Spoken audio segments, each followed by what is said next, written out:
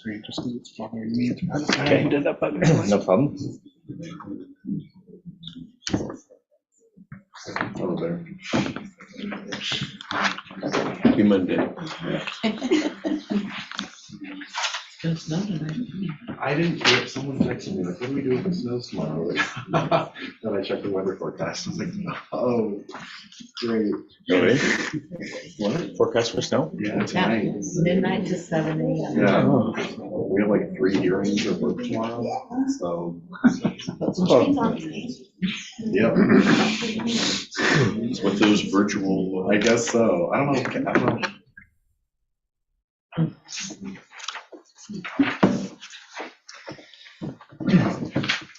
Excellent. Well, thank you all for joining us this evening.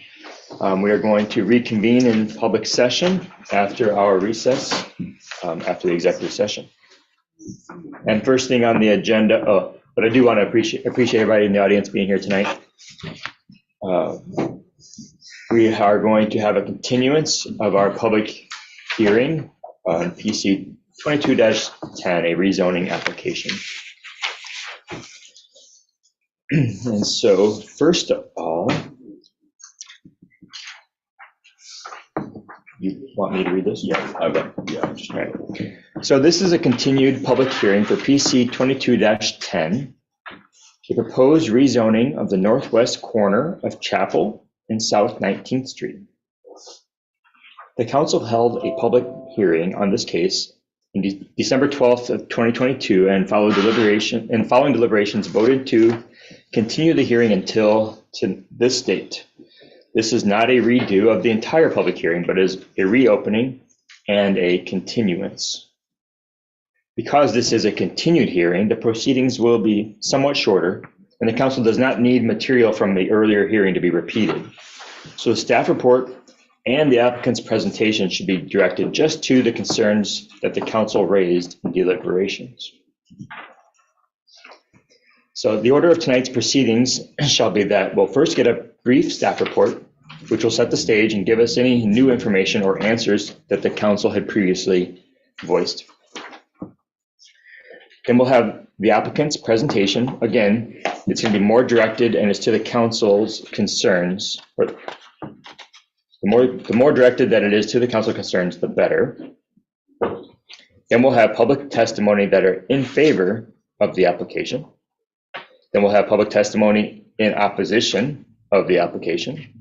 Then we'll have neutral testimony, followed by rebuttals by the applicant, the proponents, and the opponents, limited to new information that's only provided this evening. And then I'll ask the applicant if they want to waive the 7-day period for a final written argument. And then we'll have council deliberations, and then we'll make a final decision. So for those testifying this evening, please keep your comments to just 3 minutes. And this is not the, oh, I need to read You're it? in the right place. Okay. And so this is not the initial evidentiary hearing, so no additional opportunity to keep the record open or for a continuance will be permitted. So with that, the public hearing is now open. So does any planning commission or, we're going to delete the planning commission. Does any council member wish to declare any ex parte contacts or site visits? No. You need to do conflicts of interest then. How about that? Yeah. Does any council member wish to declare any conflicts of interest? No. Does anyone wish to rebut? Oh, we don't have any rebuttals. Excuse me, is the door supposed to be locked right now, or? Is it? It is. No. We'll unlock it. We'll let that person in. She's a nice person. Are there any objections on jurisdictional grounds, meaning that the council is not the appropriate body for this hearing?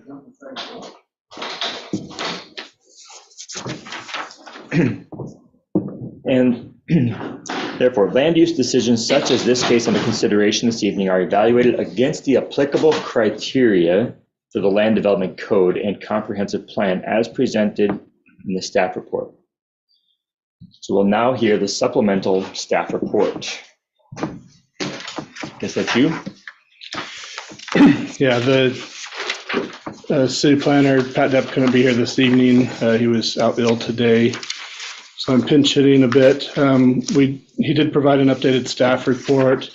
It's a redlined version, so the red here is the new language that got added to this updated report. So just make note, the city council deliberations voiced concerns about water and water availability.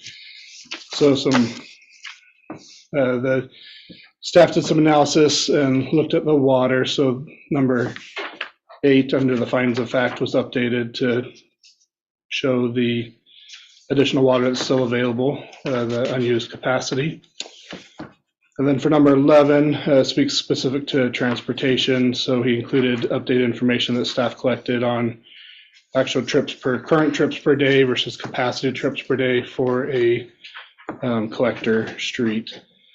And then we did, at the time that the staff report was written, there was one additional written comment or written testimony that had been submitted. And so that was included as well, which is at the end of the staff report. And I think those were all of the changes. The conclusion and the recommended motion did not change in the staff report.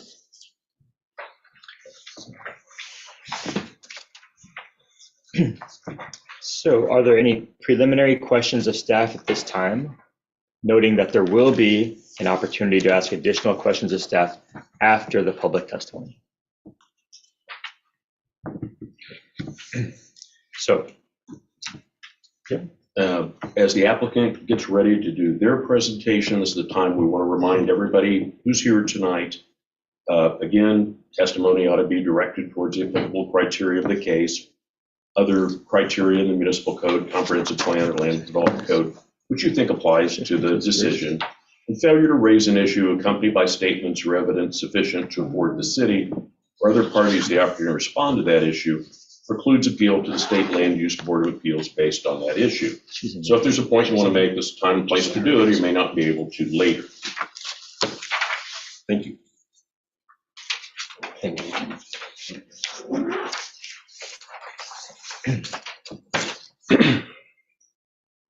Okay, so we're now going to hear the applicant's presentation. Mr. Sanders? Cedars. Oh, sorry, Cedars. That's all right. I'm sure. Just grant us here. Yeah, I'll be very brief. I don't really have anything to add in particular to the information provided by the staff on the traffic and water. We concurred with their findings. Found that was very helpful, and believe that it's pretty clear from the traffic information we provided previously, as well as from the information that they provided, that there is not a capacity issue.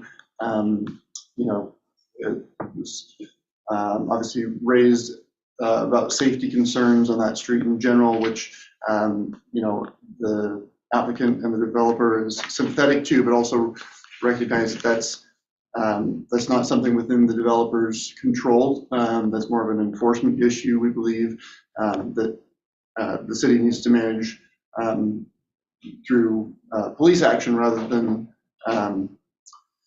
the area is set up and intended to be a collector street, and it's designed with the capacity for that.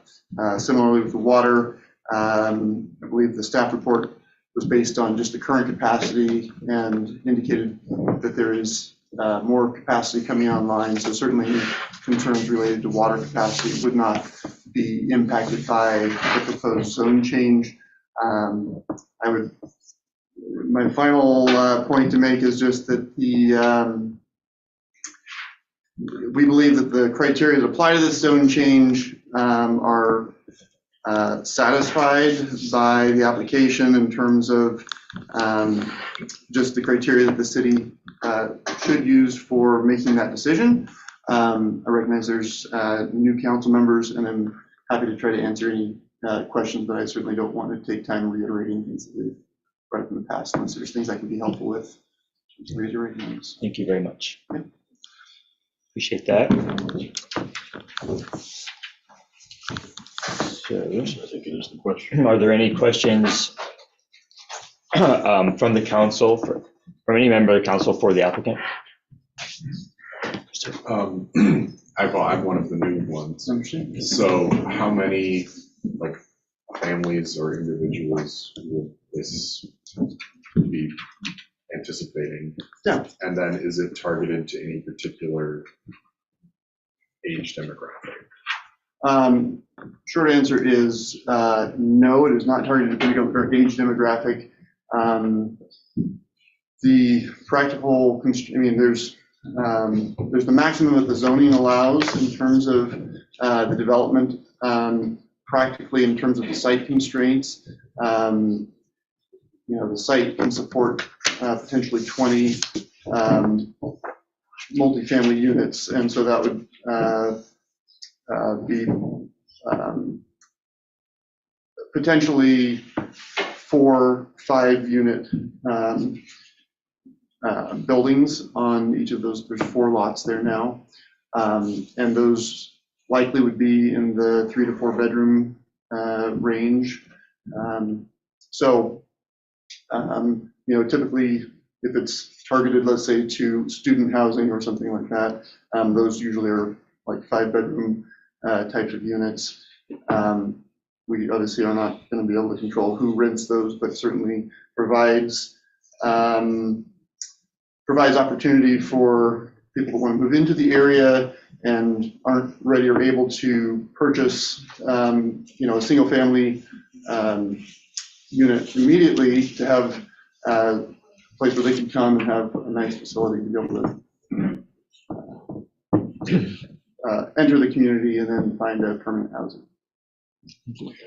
I appreciate Mr. Souza answered the question, and I shall answer the question, but with this application, I'll just remind the council, we're looking at just the zone change.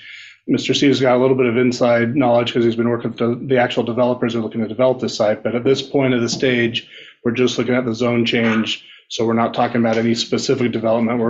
The analysis is based on what's the maximum number of units that could be developed if it's R3 versus if it's R2, which is current. And that's really as far as we want to go with the analysis. It would be any of the residential uses allowed by the comp plan. And what is the maximum in that area if we did some? So in the R2, I'd have to find the exact analysis in here. I just remind you to speak loud enough so the speakers can hear you and the audience. Yes, thank you.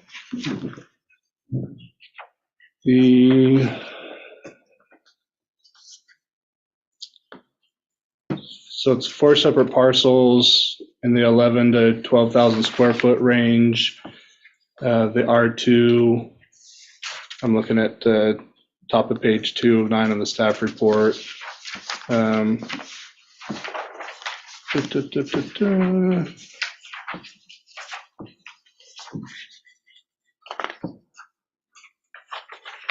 know Pat had, I apologize. I know Pat's got this in here. I just need to find it.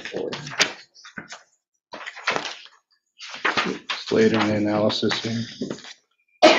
Excuse me. Page 7 of 9. Excuse me. So R2 can accommodate maximum of 12 dwelling units per acre, where high density residential can accommodate up to 24 units per acre. So I don't have the breakdown of each of those lots individually, but again, if this property as a whole were to be zoned to R3 and they were combined, you'd be talking about 24 units per acre as opposed to 12 units per acre. That's probably the best analysis to make. Any other questions for the applicant? Okay. Seeing none, thank you very much.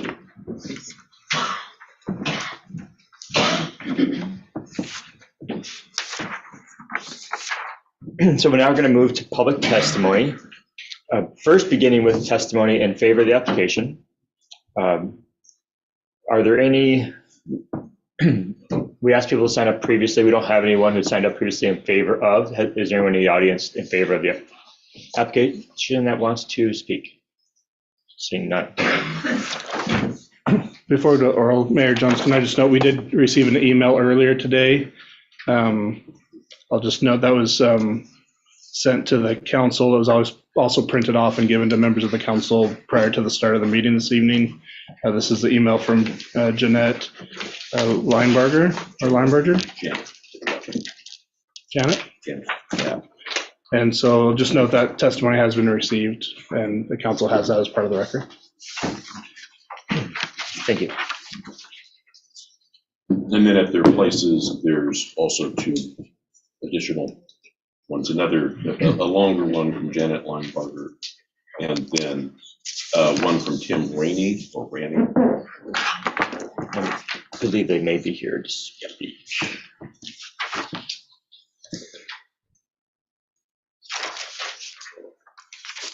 Actually, only one of them. So,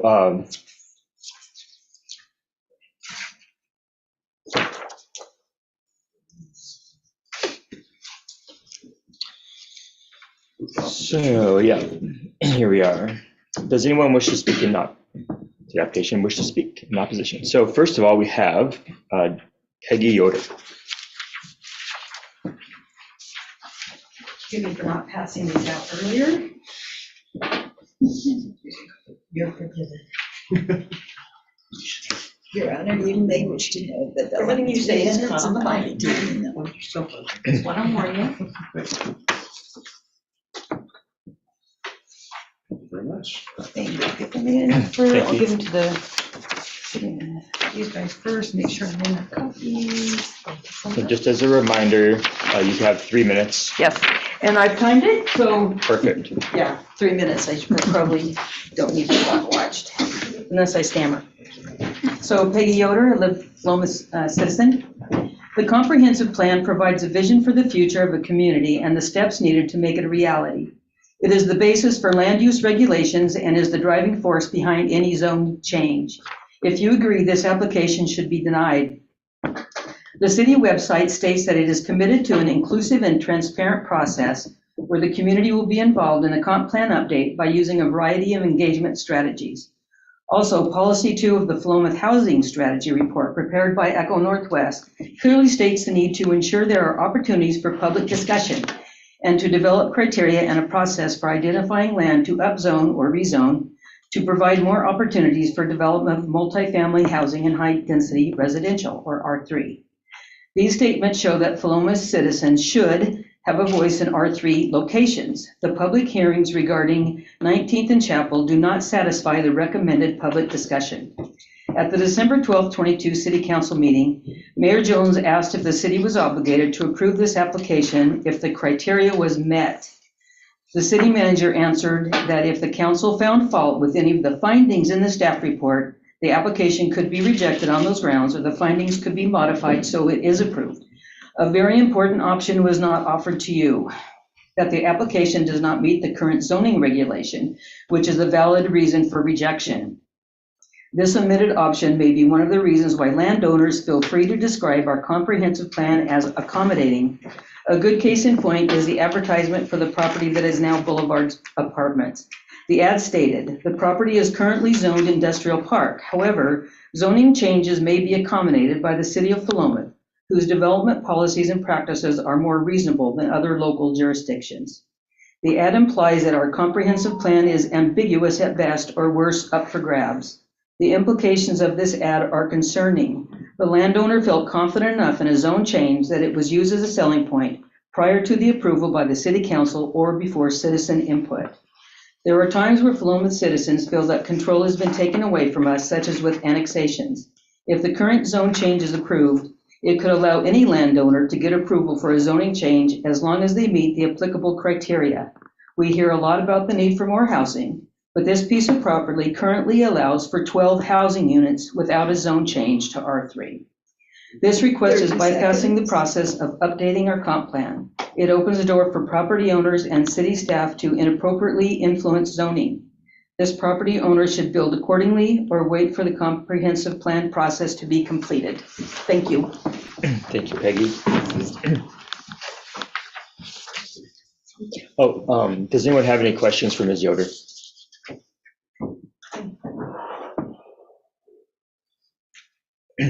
Thank you very much. Next, we have Ms. Janet Lineberger.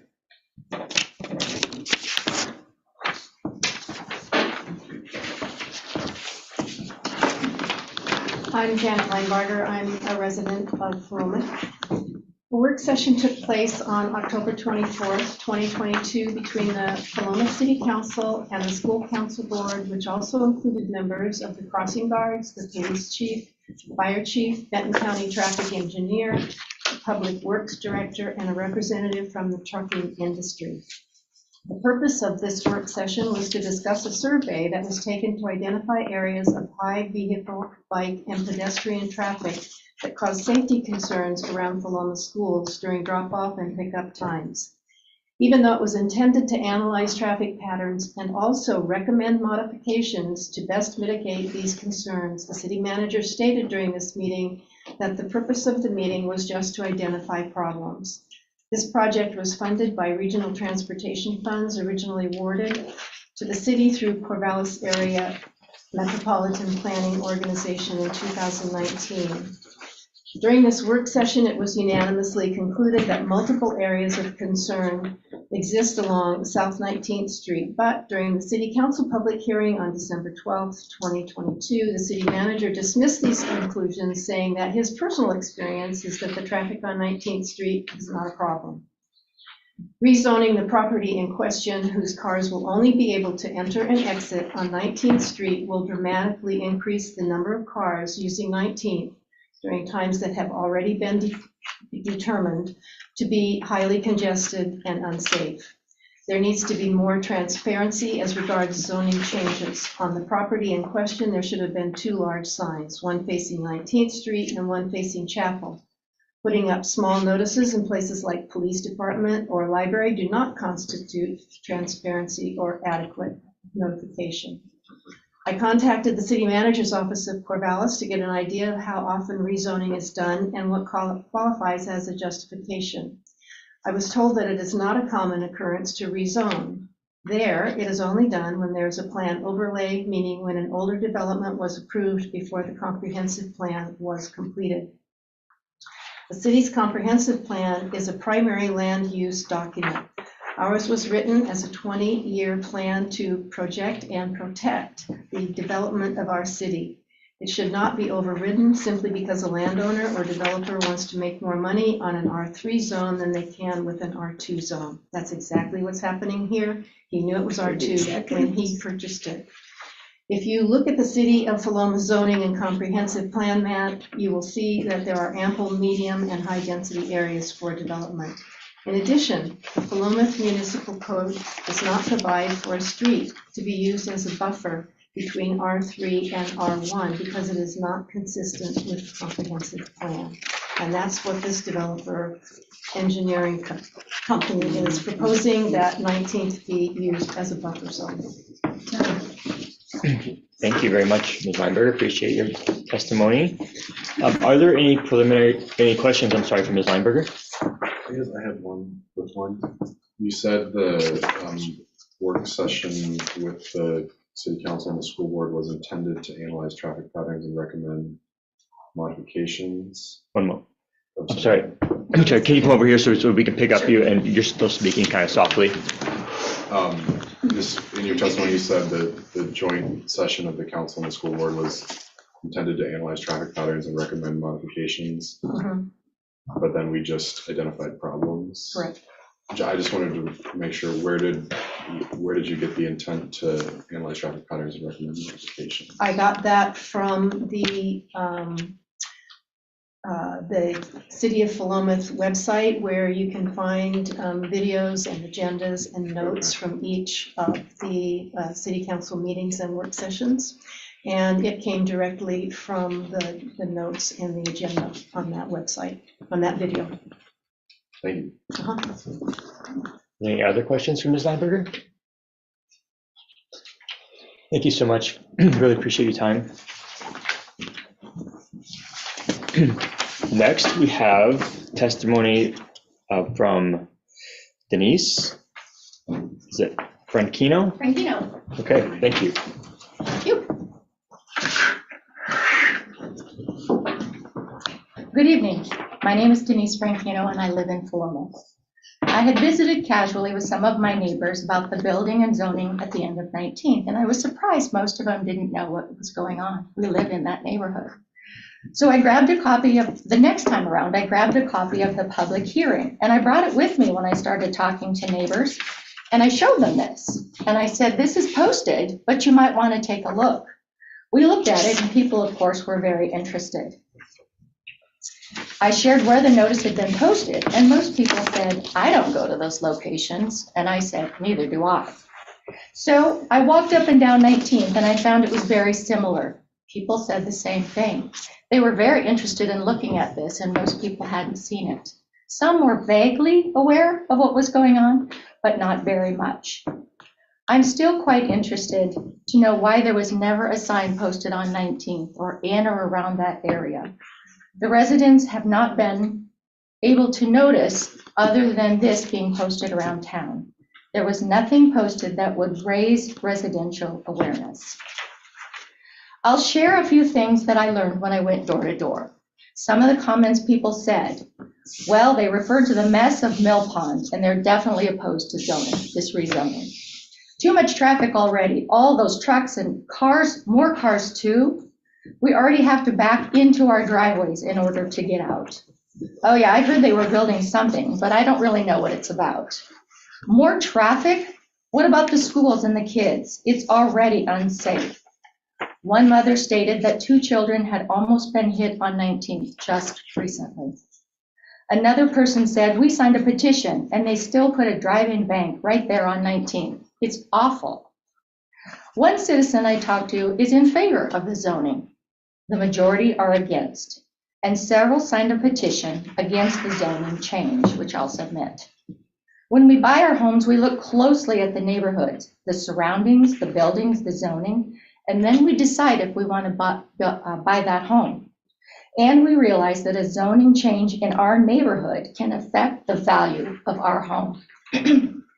After I walked up and down 19th, I realized that very few people were aware of the zoning proposal of this public hearing.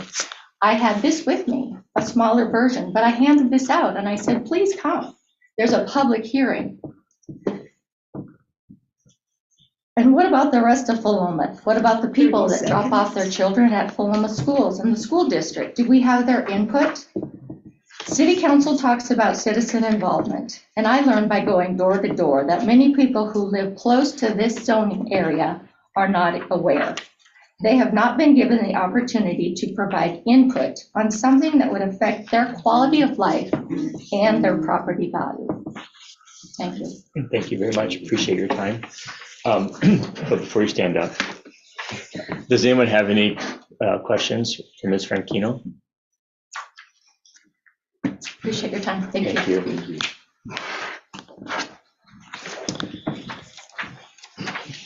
Look at that.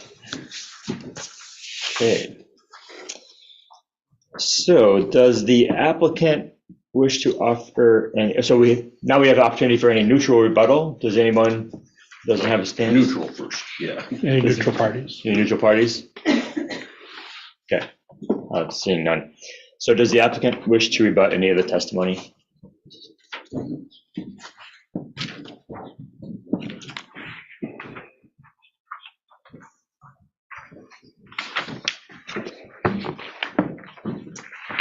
Well, I tried to take notes on many of the issues as I could, so I'll do my best to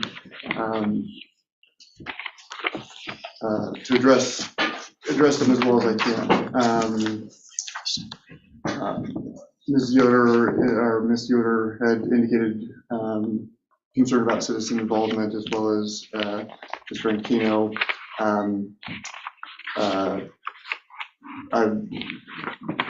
I can just state that we definitely met the notice requirements, and I understand that sometimes those don't end up in places that people will necessarily frequent, but the intent never was certainly to make sure people couldn't be aware of what was going on. And I believe that the staff report and has been demonstrated that the public notice requirements were met. As far as the traffic concerns, which are certainly a concern that have been brought up a number of times, but Ms. Linebarger, I hope I said that correctly, reiterated the existing traffic concerns on 19th Street. I would point out in that regard just that the location of the proposed zone change is adjacent to 2 collector streets. It's actually a requirement of the city that any development there would exit onto 19th Street. So whether it's under the current zoning or the proposed zone change, that would be a requirement because it would be inappropriate to exit onto Chapel just for overall safety. Because it is located so close to the end there, depending on which direction people need to exit, there is easy access to Chapel Drive without having to necessarily really add very much volume or impact to the main part of 19th Street. Obviously, people are going into town would probably take that route, but if somebody was, let's say, headed to Corvallis or to the coast or one of those directions, it's less likely that they would make the trip into town, but there's easy access there on Chapel. So we believe that the siting is actually because of having not just 1 but 2 collector streets adjacent to this property. It is an ideal location for that zoning. That's as much as I have at this point. Okay, thank you. Does any of the opponents to the proposition wish to offer rebut any of his testimony? What? Yeah. Up here. Thank you.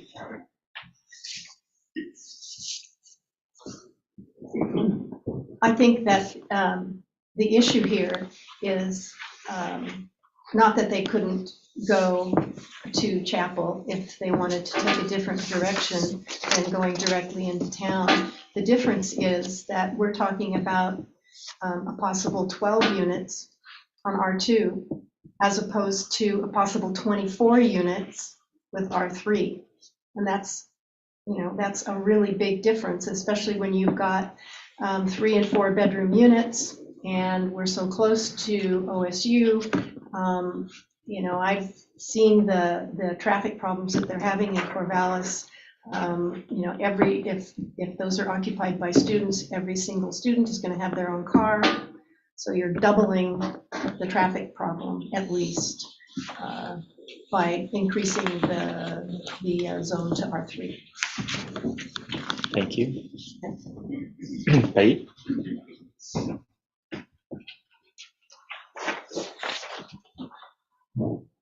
And if I heard correctly, when it comes to the public hearing, I wasn't talking about the public hearing for this issue. It was the importance of the public hearings for the comprehensive plan meetings when it comes to where we put R3. It has not been discussed yet within the Planning Commission or the City Council. So I was just trying to get that it's up to the City Council and the people of where we put R3 instead of a developer. Thank you, Peggy. Appreciate it. Can I ask a question, or is that out of order? That would be out of order at this point, I think. We're going to ask for a question. That's a general question. Okay, so does any council member have any further questions of staff? Of staff. I was out of order there for a minute. I thought you were going to ask. No.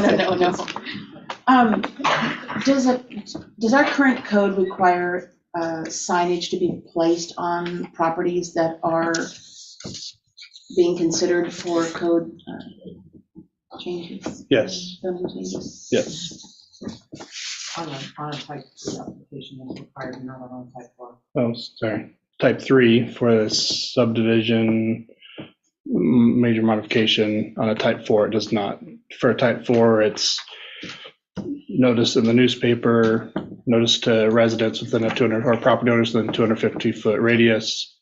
And then the notice in, is it 5 or 6 conspicuous locations? 6 public places. And this was a type 4 then? This is a type 4. This is unchanged. Is that something we change? So Not for this hearing. not for this hearing. Yes. Thank you, Chris. Query. Next Tuesday, the city council or the planning commission is going to meet to talk about this exact topic on what is the current notification for each of the different land use application types. And is that appropriate? Do we need to change it? So we'll be looking at the new policies adopted in the comprehensive plan, which still on citizen involvement. And based on those new policies, looking to see if there's any changes that need to be made. So that's happening next Tuesday. Other Crocker? Was there notice mailed out to the people living within 250 feet? Yes, that notice was sent out on October 18th. It went to 16 different property owners. I live in a place where they were going to do that, and I personally got one in the mail, so I assumed that perhaps that did happen. Do you have a list of who received those mailings? No, I was going to ask Chris if you had not a list of who, but can you just mention the different places that it was posted? I'll defer to the city recorder on that question. The 6 public places that we've been able to identify in the city to post notices at are City Hall, the library, post office, Public Works, the police department, and the school administration office. Okay. Thank you. Plus we posted on our website, and it was posted, it was noticed in the monthly newsletter. And I also noticed it, I noticed it passed by on Nextdoor. I didn't look at it, but I saw that that somebody had posted it on Nextdoor. So Anyway. just since we're on the notice thing and the city manager's walking through the record of the notice for the council, those need to be entered into the record so that can be something that they can consider. Because saying, yep, it got sent is great, but having the affidavit of mailing or certificate of mailing, I don't know what we call it, and the actual notice there is good to have in the record. Certificate of mailing. So once into the record, certificate of mailing signed by Leilani Wills, the deputy city recorder, October 18th, 2022, as well as the list of the property owners that was sent to. And so I have a question for Chris. Ms. Lineberger sent in an email earlier today stating that the city did not meet the regulations, mandated criteria for changing the comp plan. Can you speak to the 2 issues that she raised?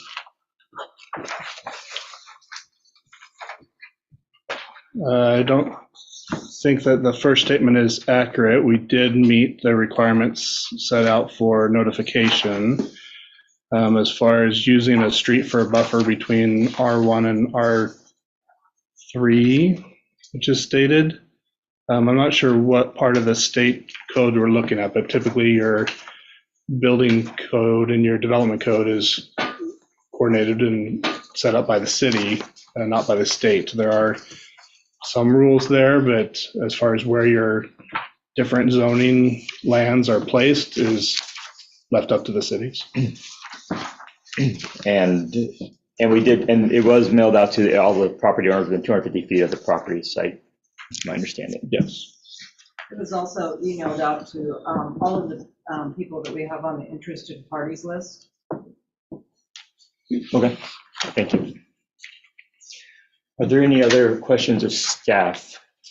I guess, since I'm new, maybe Jim, can you just kind of walk through exactly what we are doing? Like how much discretion do we have versus like if they check all the boxes legally?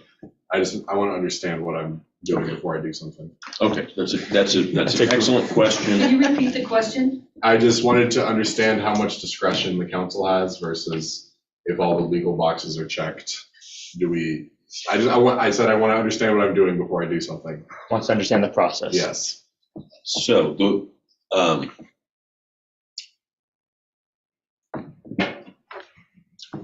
of land use decisions that you can make, the comp plan change and the zone change are very discretionary.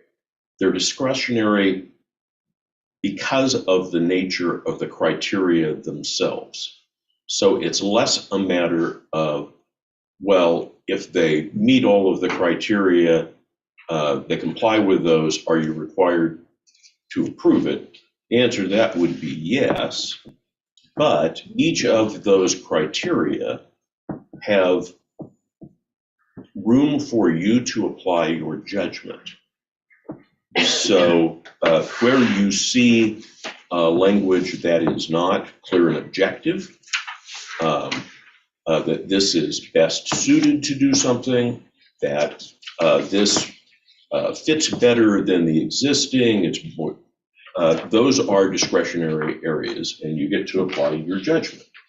And you get to interpret what those mean too. Can I ask a secondary question, Christopher? Would that be all right? So in regards to some of the information regarding to 19th Street being considered a major collector. And as a major collector, it says 2,500 to 5,000 average daily trips are allotted for a major collector, if I'm understanding this correctly.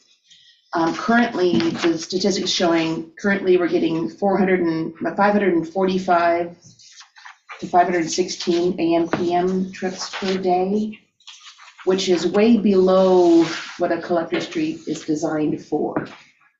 Now,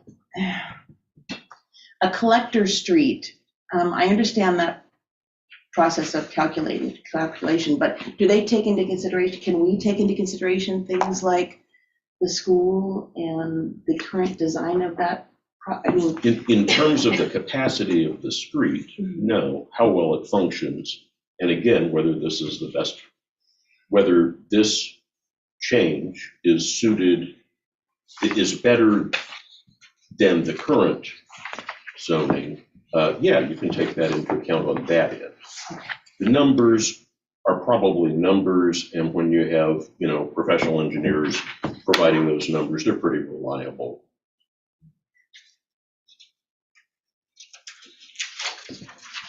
Christopher. But you certainly have testimony in the record on it just seems so, yeah. the issues with traffic at the school. So. Councilor McMorrin. I guess just kind of going off of that, just as far as this traffic information, is that purely just like the physical capacity of the roadway? Because I feel like, at least from what I have heard from the school situation, no one has concerns with like the physical capacity, like the load-bearing structure of the road. It's all about like the intersections and like people parked on the side of the road. Like, so I just, if for sort of the capacity that like whatever 5,000 average daily trips, does that just mean like the most number of cars we can have going on it without getting a bunch of potholes and cracks? Or does that mean like the amount we can do without sort of some of the other considerations? And I know we don't have the engineer here, the planning officer, but I guess that's just the one thing that seemed a little vague. Yeah, when you're looking at capacity, it's not referring to how much base or how thick the asphalt is. When it's talking about capacity, it's talking about traffic counts and numbers. So it's not referring to weights or loads.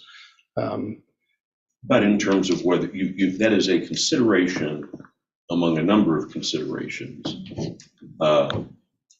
for whether the proposed plan designation is more appropriate than a current plan designation. And I guess that I'm assuming that doesn't take into account the intersections that are on 19. Like that's purely the road itself. It would probably include the functioning of those intersections. Okay. Because if they were failing, that'd be a different issue. So it's like the width of the road and the way it's designed, not so much the construction of the road. Right, sure. I feel like maybe I got a little too deep into that, but yes. Thank you. And so it looked like the projected increase from this particular change in zoning would add about 93 trips in the morning and 65 trips in the afternoon per day. How did you arrive at those numbers? The traffic engineer did that. Based on. I would say, really at this point, the public hearing part is closed. And there's the council deliberation, they're going to be talking amongst themselves to make the decision. That's really the way the process works. And I would just say as a point of order to the council, if there were anyone interested, this is all available on the city's website. It is all. I'm gonna get to here and then go into Okay, here and then we can go into deliberation. got it. Are there any other questions of staff at this time? And we will come to deliberation in a little bit. We haven't quite closed the public hearing yet. Is there anybody else in the audience here that can say? I'm sorry, that part, we've now closed that part of the public hearing. We've moved beyond that. Mr. Can we turn the volume up? There's a lot of gray hair in this room. I can't quite hear. Up here too. So with yes or no, please. it's we don't have speakers that are speaking, but we can speak louder. Okay. The last time I sat in and actually spoke at one of these, there was a microphone system, speakers, and all that stuff. What happened? So Please. I'm going to go ahead and so does the applicant wish to waive a 7-day period to submit a final written argument?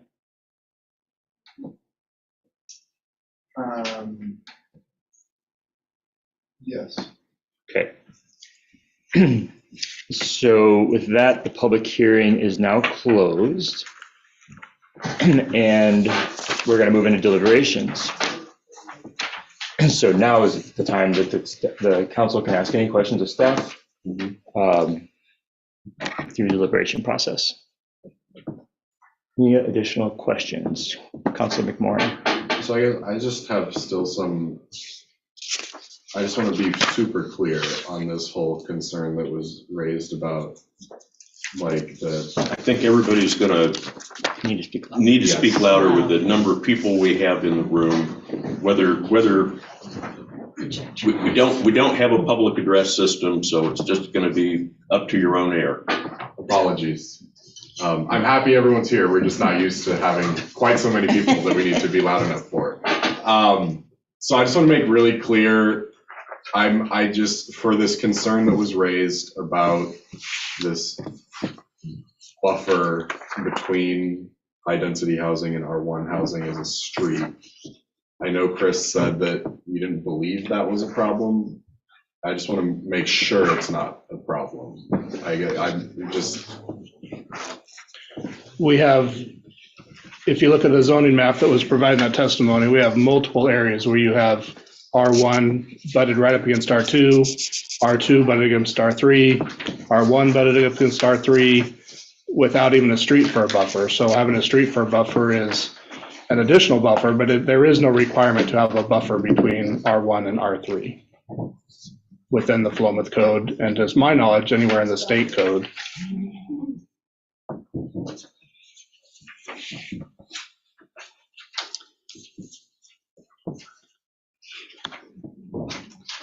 So I think a way to think of that is that we don't have enough information to be able to tell you what the basis of that is. I am not familiar with that. It may be that it's based on language that a street does not divide property. That's out of state law. But zoning buffering, that would seem unusual in state law.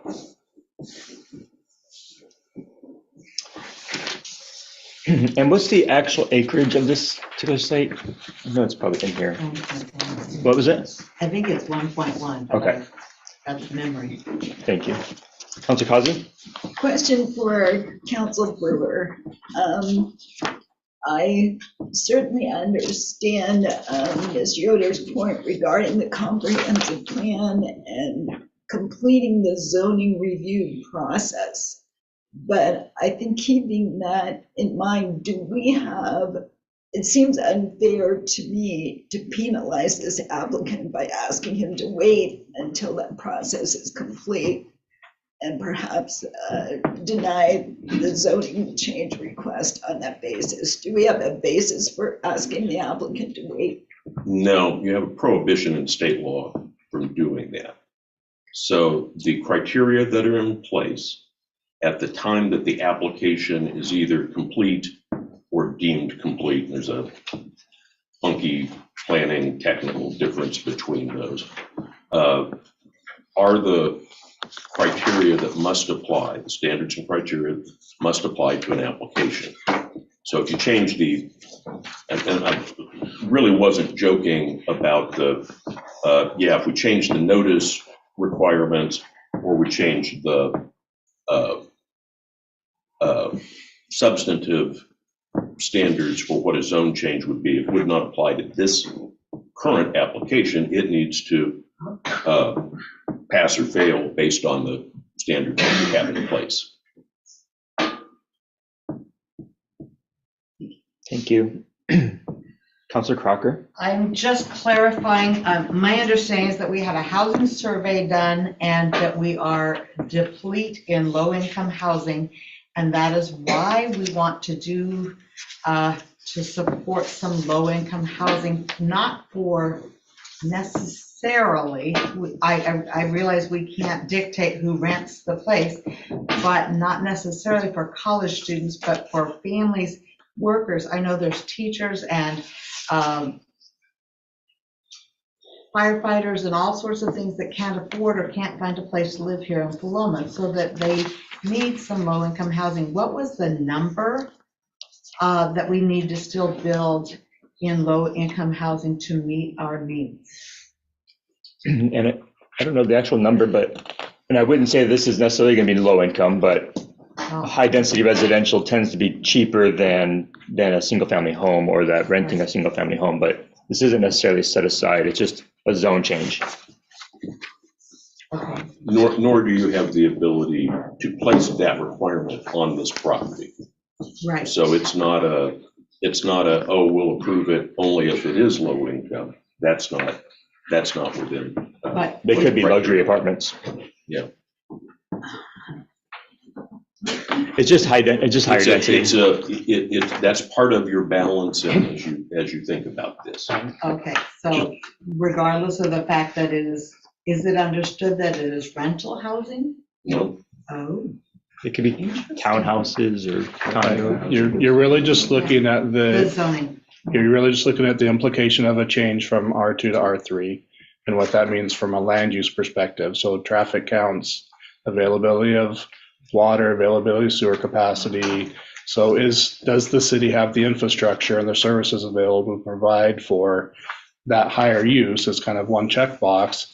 And the others, as identified in the staff report, is the requested zone designation more appropriate than the existing zone designation? I think that's kind of the crutch of where we're getting at when we're talking about traffic and the school systems and the current traffic flow on 9th Street or lack thereof at times, right? All of that really has to do with, is the high density residential more appropriate than the current R2 medium density residential?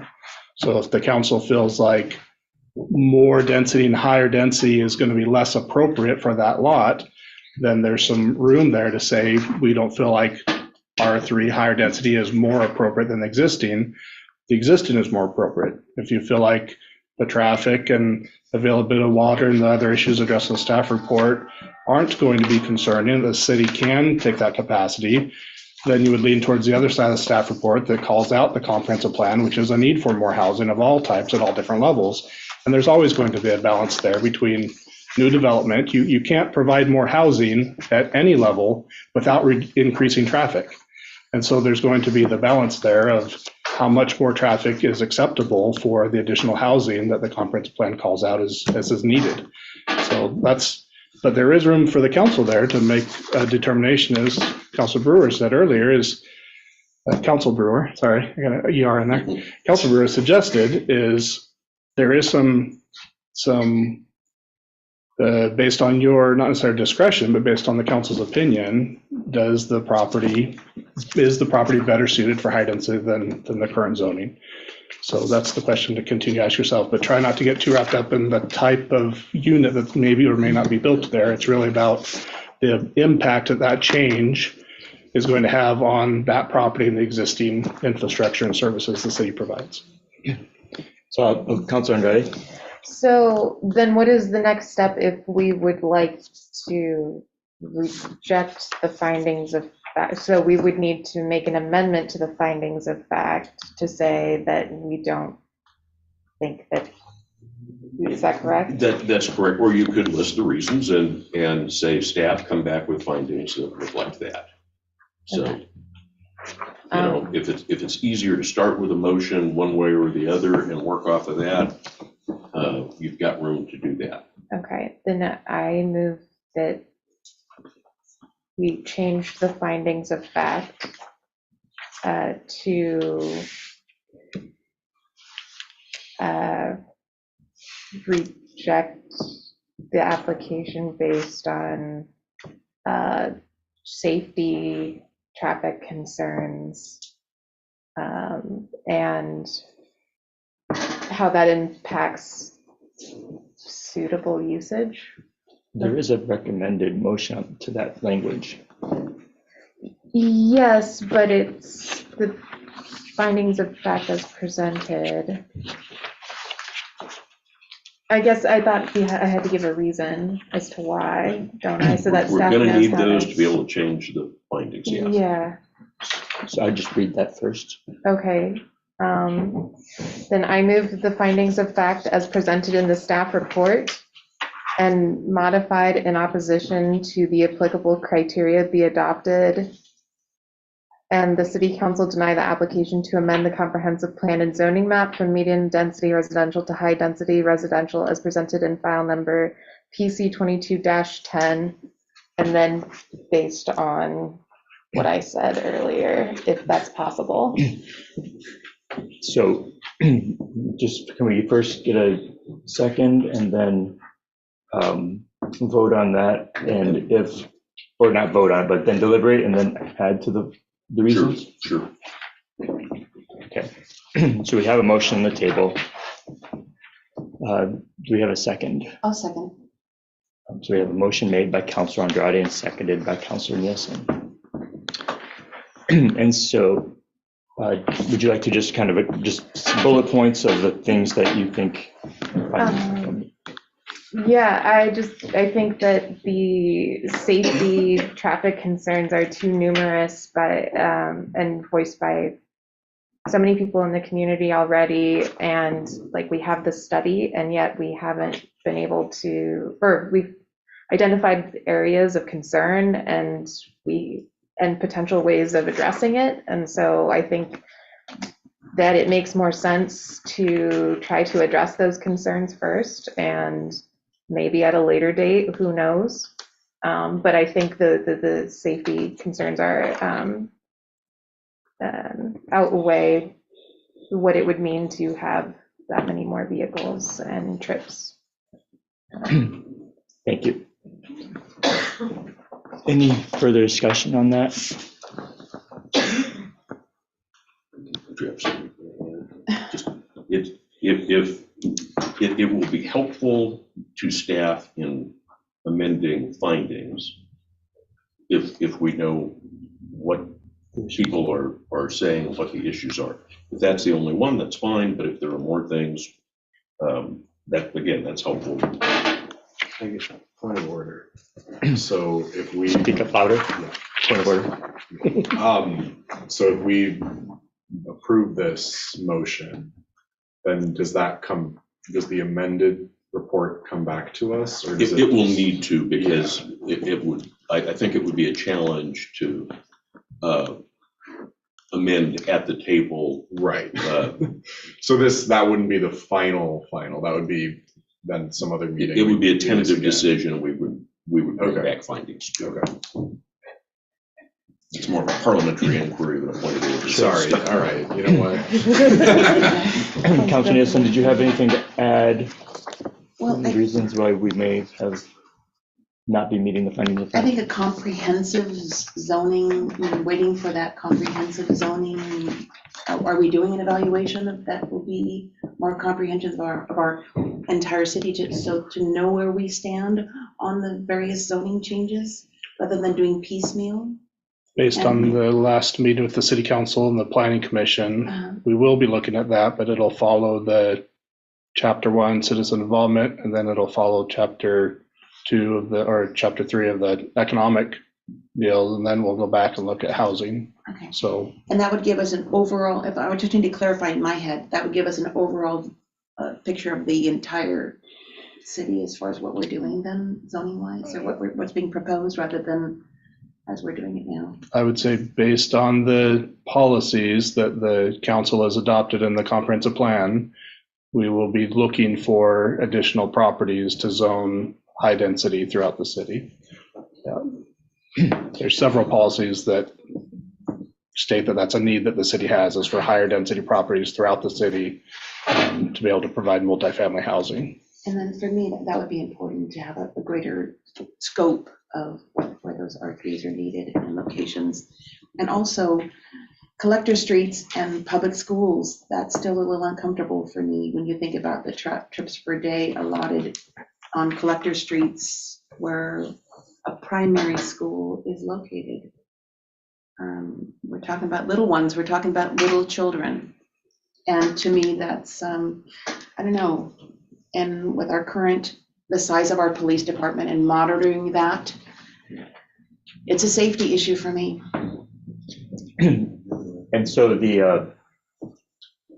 given that the applicant made the application under the existing comprehensive plan and zoning, can we? I think the way to view this is the council is saying that they're not satisfied, that they can make a decision on, that there's insufficient information in the record to make a decision about, and I am doing this off the cuff, so this will not likely be the final language, but if this motion were to carry, we would probably have some language about insufficient information in the record about whether this location is better suited for high density or lower density without something more. Right. And we'd reflect also, is it a good idea to do this on a collector that has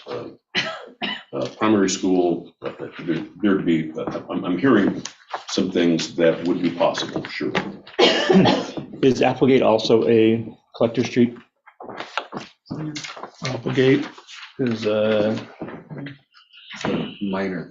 that section of it, yeah. Not a major, but a minor collector. Christopher, I'm sorry, Councilor McMorrin? I guess I just wanted to address Councilor Nielsen's concerns because I share them. I guess the question I have is especially with the schools, are the problems that exist around school traffic, and I know like we heard about parents, like lining up on the side, or like, I remember Councilor Crocker, you mentioned, I don't remember which grade, kindergarten or first grade, goes out, like actually exits out onto Applegate there. And so I guess my question is 19th, sorry, yes. My question was just like, how much of those problems exist with the actual road infrastructure versus with the school district, and how we sort of do our traffic flow and instruct parents to go. And because I feel like that's what I got a lot of out of the meeting about school safety, was that I think there are some changes that the city and the district can make to make things safer with only minor actual sort of, facility or infrastructure improvements. And so I guess that's the one thing I'm stuck on with traffic here, is just like this zoning is purely sort of about, I feel like the infrastructure and can the roads support that traffic? And I feel like a lot of the issues with that traffic are enforcement on the city's part or traffic flow on the school district's part, which are things that we can fix. So I guess this is all just to say, I don't know if you have any thoughts on that, but just obviously the last thing I would ever want would be to have a kid get hit. But it just feels like, to me, I can't tell if kids aren't even being let out onto 19th, if they're getting picked up over here, if they're catching the bus, and then, then can we mitigate it without needing to worry about that, I guess is my thought. Understand. Yeah. Councillor Cocker? I do think that letting students out on 19th Street is dangerous regardless of what we do here. I think that's a problem that the school district needs to deal with, and they need to come up with, I'm thinking it was poor design with the parking lot at Clemens being so tiny and boxed in. They need to come up with some other way to pick up children. I don't think it's safe. I said that. I'm not sure that this is going to make any difference. Rick Wells did mention at the meeting that at one time trucks were prohibited from going down 19th Street. Is that a decision that we can make, or is that somebody else that has to make that decision that no more trucks can go down 19th Street? Because I think that would be one way to make it safer overall. But I still think, I don't like the idea of the kids exiting on 19th. Yeah, that's not part of this decision, Okay. but it's certainly something that you could have Okay. a conversation about. To keep that decision because of that, though, to say that we can't make a decision because of the kids exiting, it feels like it's part of the decision.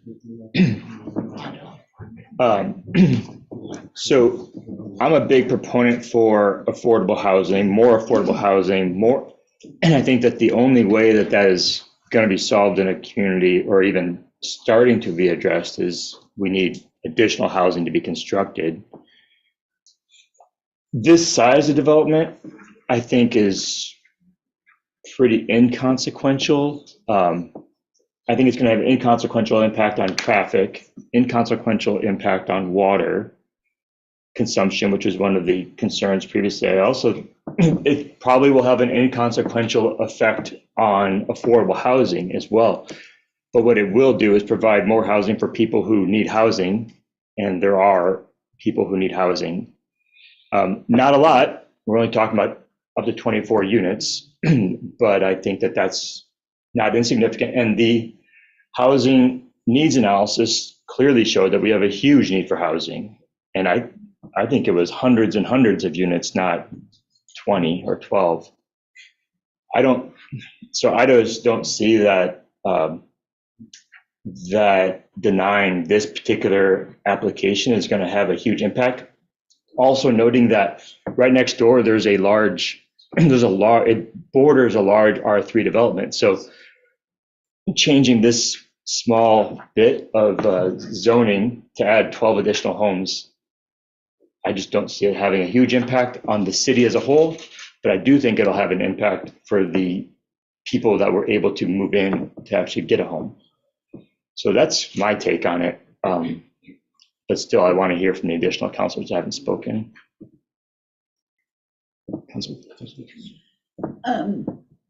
I too appreciate the need for housing, and I feel like we're sort of stuck between a rock and a hard place because we have a housing crisis in this state and in the United States as a whole. The governor would like to build 38,000 units this year. There have never been that many units constructed in a year. But from my perspective, the difference between having 12 units on this phase versus 24 units is pretty marginal. You're going to notice the difference either way.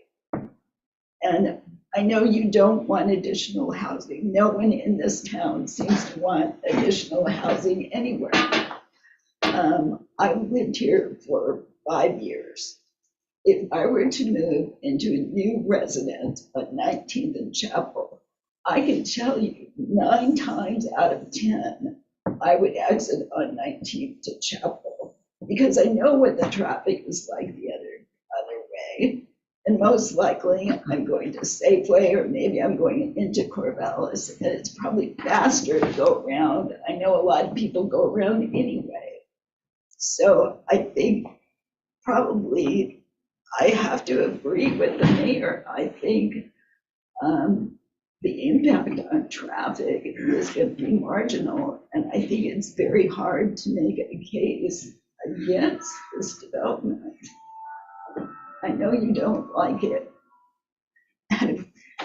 but I can't make a credible argument to say that there's too much traffic, the road won't support it, there's not enough water.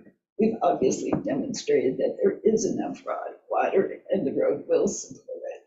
The issues that were raised when we met with the school board are still going to be there. And we're going to do our best to try and address those as quickly as possible. There were some good ideas that were discussed at that meeting, and I believe we can implement one of them. One being not to allow truck traffic on South 19th. But I cannot in good conscience deny this based on the information presented. Thank you. Councilor Andrade. I just wanted to clarify that I am not against upzoning, especially because of the housing need. I just don't think the time is now for this piece of land. I agree it is hard to make an argument against based on these data given to us, and also at the same time, a lot of it is pieced together from outdated sources and also from like the TSP. And then also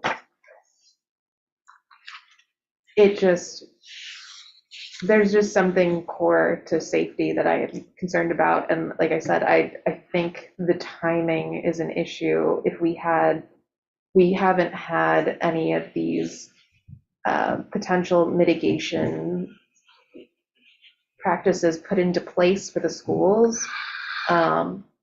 And I think that is the major thing that concerns me. Thank you.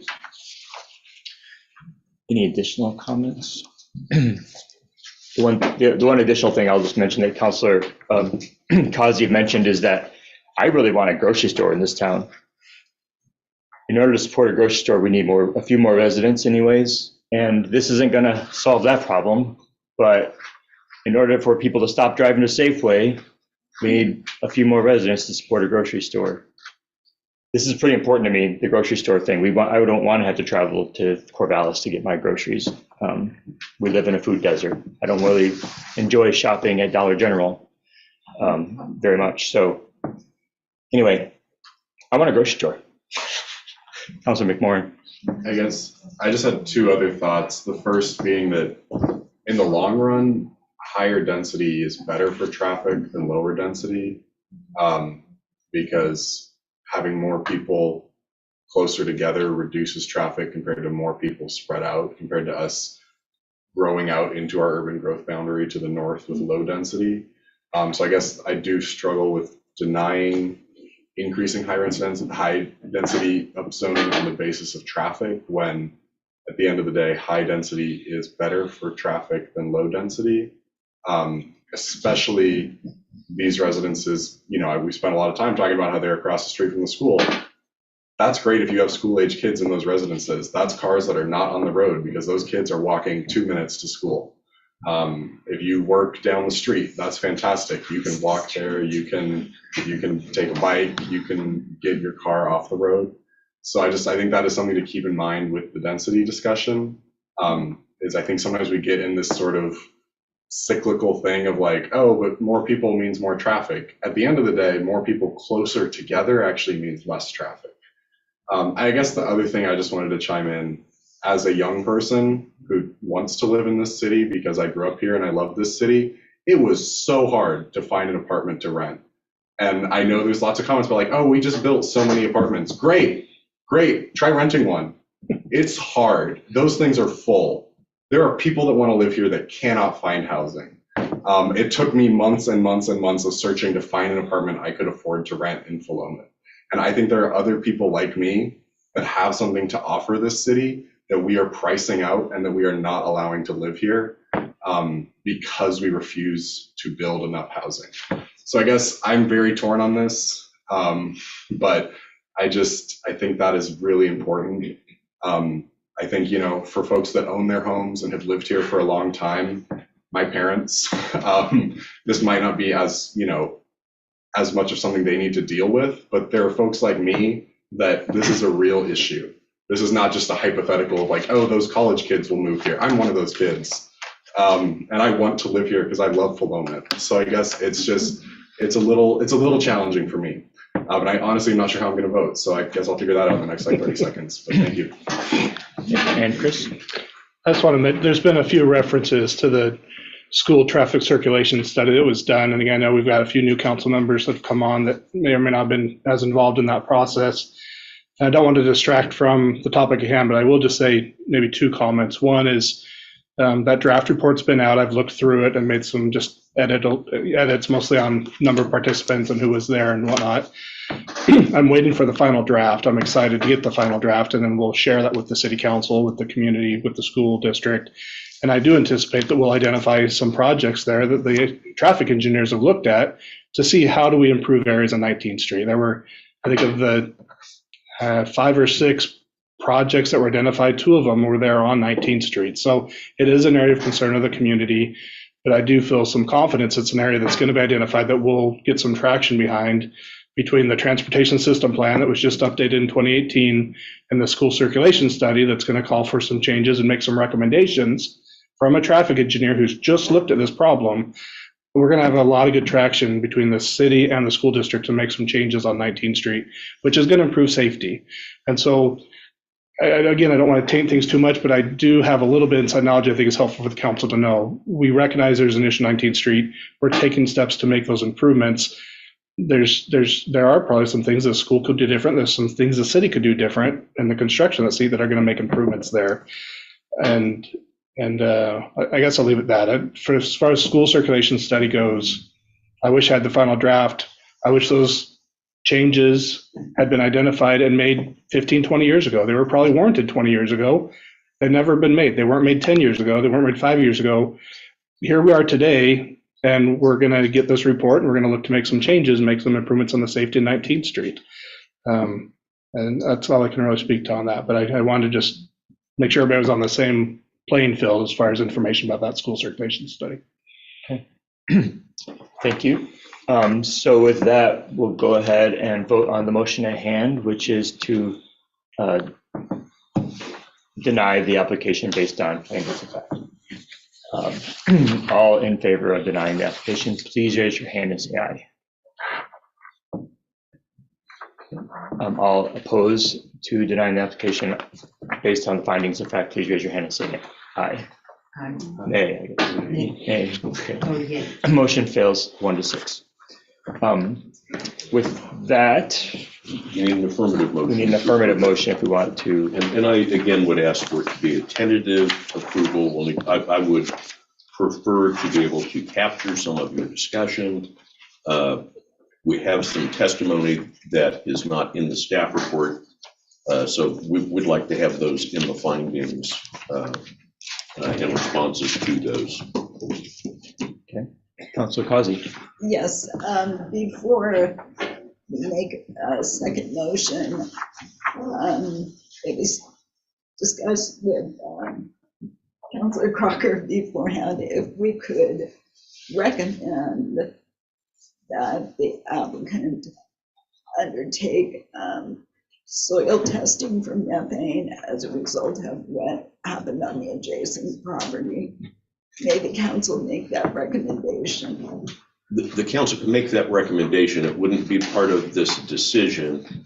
I would say that my understanding is that DEQ now has, because of Mill Pond, added methane as a specific thing that has to be tested on industrial sites. So there's really no need for us to make that recommendation. I think it's fine to make the recommendation. It is a recommendation, but I think the end result is that site evaluation is going to require it. All right, thank you. Got it. Thank you. Councilor McGowan. I guess I just wanted to add on, you're saying you're going to take some of our comments. Could that include just making sure we get 100% clear on the concern about what, like the whole road in between R1 and R3? Before we finally. Yeah, that's exactly the kind of thing we ought to have responses to in your findings. Okay, thank you. We don't leave those open. And so what I'm hearing, just for clarification, when we ask that, if we vote on if we actually make a motion that is the recommended motion, which asks the city manager to present a amending ordinance, that we not do that this evening? Is that what I'm hearing? I think it would be fine to present it, but we would want to come back. I would say make a tentative decision, and it is tentative in the sense that we're going to bring back an amending ordinance, and we would bring back findings of fact that are amended to deal with the things that you've discussed tonight. Okay.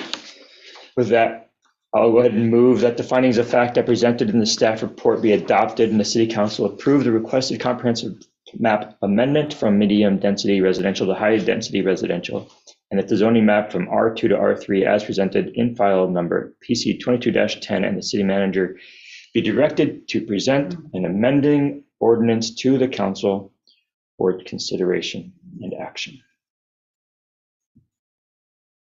Second. So I made a motion and it was seconded by Councilor Causey. Any further discussion? Okay, seeing none, all in favor? Question, please. does the motion need to be amended to request the items that we've discussed? I think the motion is fine. We'll update the staff report with those findings, and we'll bring you the updated staff report and the ordinance. We can bring that to you. Yes. Correct. So we'll bring that to you on the 27th. So all in favor of passing the motion as stated, please raise your hand and say aye. Aye. All opposed, please raise your hand and say nay. Motion carries 6-1. Thank you. That's 5-1. 5-1 because Councilor Lehman's not here. Excellent. With that, we'll go ahead and just take a 5-minute break.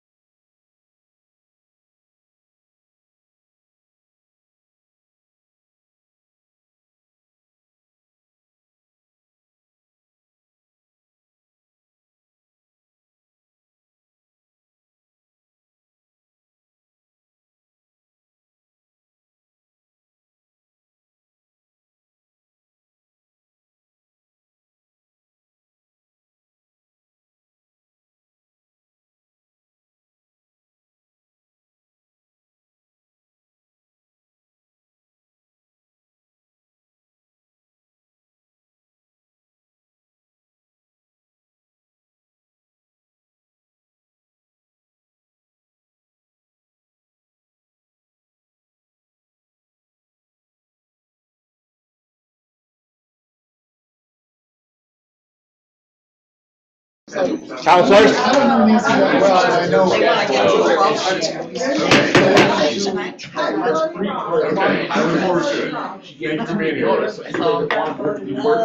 All right, we're calling the meeting back to order.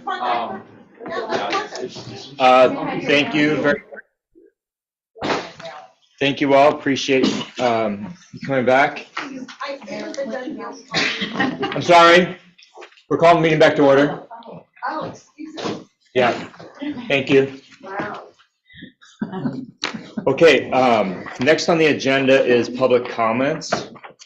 And we have one person signed up as far as I know. Do we have, I'm sorry, Mr. Fiscal?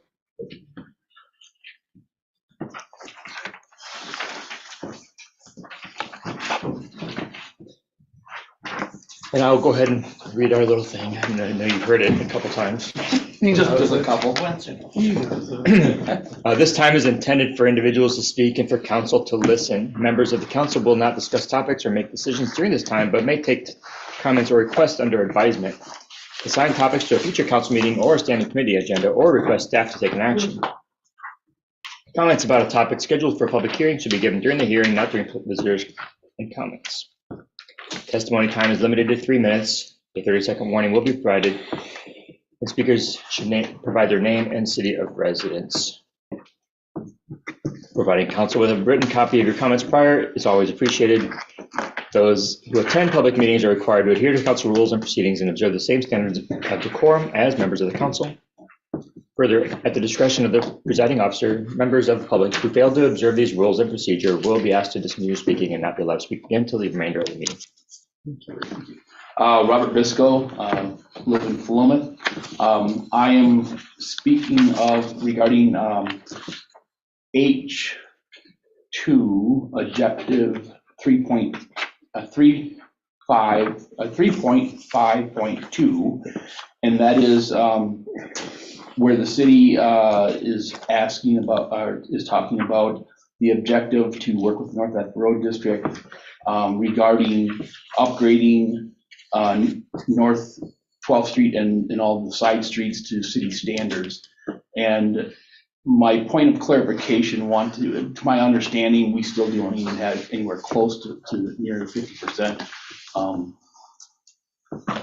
But my concern is that there is, it's my understanding that the Public Works Committee is supposed to be working through, we went through the last 2 years, year and a half, with the big issue on North 12th Street and how to fund that and how to deal with that.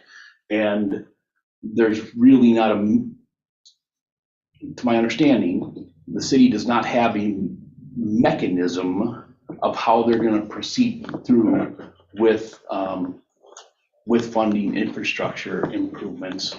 And I am interested in finding out what the progress of that and how that's going to lead into any future things going on. And then the other question is it fact that the city will not force this unless the majority of the district is in favor of it? Thank you, Mr. Risco. And so, Chris, this topic is coming up before the Public Works Committee, is my understanding. Is that correct? Did it? Yeah, the council's asked Public Works Committee to look at ways of funding street improvements specifically, but generally improvements on unimproved streets, local streets. Mm-hmm. We've got a capital improvement plan to look at first, but that'll be on the agenda with Public Works Committee. Yeah. Got it. And I'll just note that at least staff's take was that maybe this might occur in the next couple of years. I'm looking at, it's 24, 25 is kind of the anticipated. So it's anticipating some work to have to happen between now and then. Thank you. Okay. Don't be surprised if some things get bounced around on the agenda in the next little bit, because it's 8:30 approximately, and we're aiming for our 9:30 dismissal. So next we have our consent agenda. Yes. Councilman Moore. We approve the consent agenda. Perfect. We have a motion to approve. I'll second. All in favor of passing the consent agenda as stated? Before we vote, I just wanted to note that I did send the Scrivener's correction Okay. to this post, so perhaps it should be the agenda as amended. Okay, got it. Thank you. Were you going to? I was voting. Alrighty. On with the meeting. Okay, all in favor of passing the consent agenda as amended, please raise your hand and say aye. Aye. Aye. Motion carries unanimously. Thank you. Next on the agenda is get into some unfinished business. We're going to first talk about some committee appointments. Chris? Yeah, so we put this back out. We actually pulled out an ad with Philomath News to get on the header page of some of the things going out, really try to fill these positions. We got 2 of the 3 applications in, which was nice. As noted, we received 1 application from Josiah Jessen to serve on the Planning Commission. We got 2 applications to serve on the Inclusivity Committee, Oriana Mulatero and Lori Lehman. And we did not receive any applications for Budget Committee. So the recommendation, we just had 1 position open on the Inclusivity Committee. We had 3. We had 3 openings? Mm-hmm. Well, I'm misinformed. Okay, 3, sorry about that. 3 openings on there still. So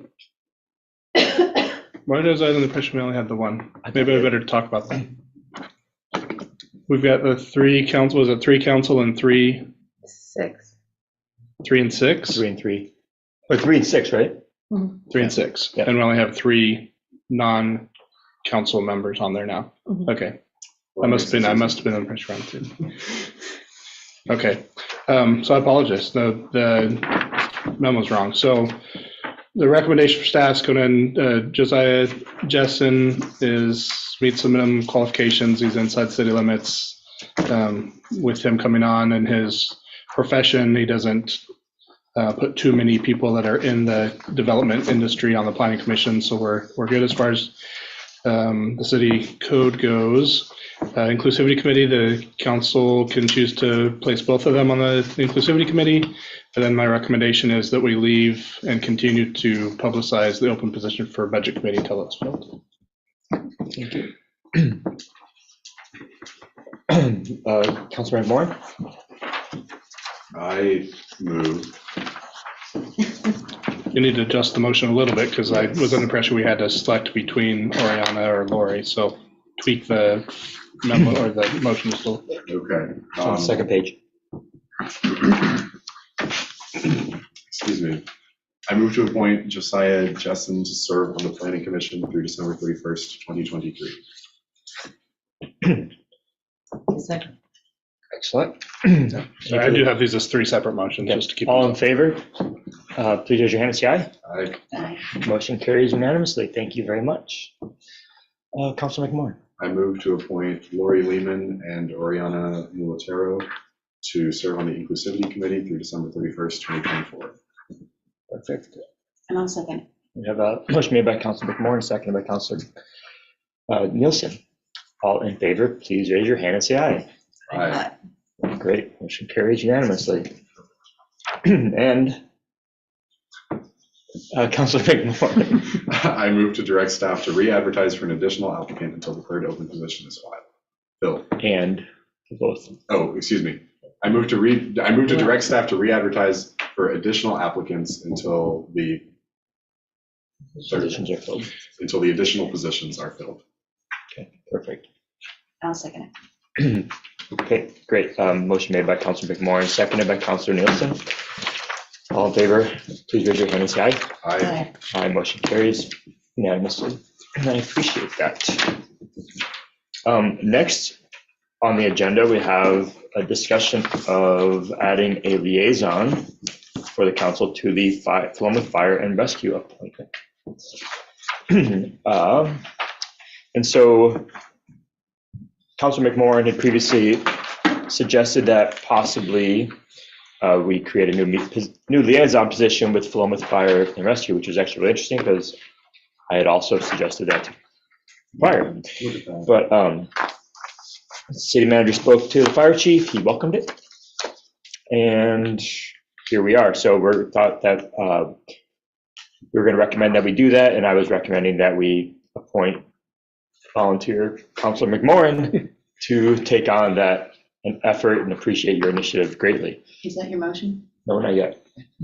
Rush us along. But I would entertain a motion to establish a new council liaison position with the fire and rescue, and to approve my appointment of Councilor McMorrin to that. All right, I move to establish a new council liaison position with Philomath Fire and Rescue and approval of Mayor Jones's appointment of Councilor McMorrin to serve in this new position. Excellent. Second. So we have a motion made by Councilor Nielsen and seconded by Councilor Kazi. All in favor, please raise your, any Question. further discussion? Well, you gotta be quick here. Could you just briefly outline the goals and objectives of the liaison? Yeah, I think it's going to vary. We didn't write this down. We didn't think about it, except for the fact, for me personally, it's that I think we should just have a strong relationship with the Philomath Fire, and that I think that we do have a pretty strong relationship, but that I feel that sometimes the communications could be stronger. I know Chris has a good relationship. I swing in and talk to them on occasion, but it wasn't more of an official relationship. But Councilor McMorrin? I guess the reason I thought it was worth doing, sorry, I'm still thinking like I have to talk really loud, which I'll still try to talk louder, but is I think it's, as I said, I think in a previous meeting, it's one of the few like elected governmental boards that we don't have. Like we have a liaison to the school district, we I guess we don't have a liaison to the county commission, but whatever. And so to me, it felt like the fire board was similar to the school board. They're our sort of partner agency in serving the residents of this area. And I know a lot of us ran and have talked about on the idea of improving our sort of emergency preparedness and disaster resilience. And obviously the fire and rescue district plays a huge role in any type of emergency preparedness and disaster resilience. So it just felt like if we're really serious about committing to emergency preparedness and resilience, we need to make sure we have like a very intentional, open channel with them. Thank you. Well put. Thank you. Any further questions or discussion? I'm all in favor of this, passing the motion as stated. Please raise your hand and say aye. Aye. Motion carries unanimously. So next, we have on the agenda to request approval to form an ad hoc committee. Do you want to speak on for Kevin? Looks like Kevin's here and he can speak for himself. What? Oh, good evening, council. How are you? Doing good. You surprised me. So Peter shared, and also Peter with West Tech Engineering.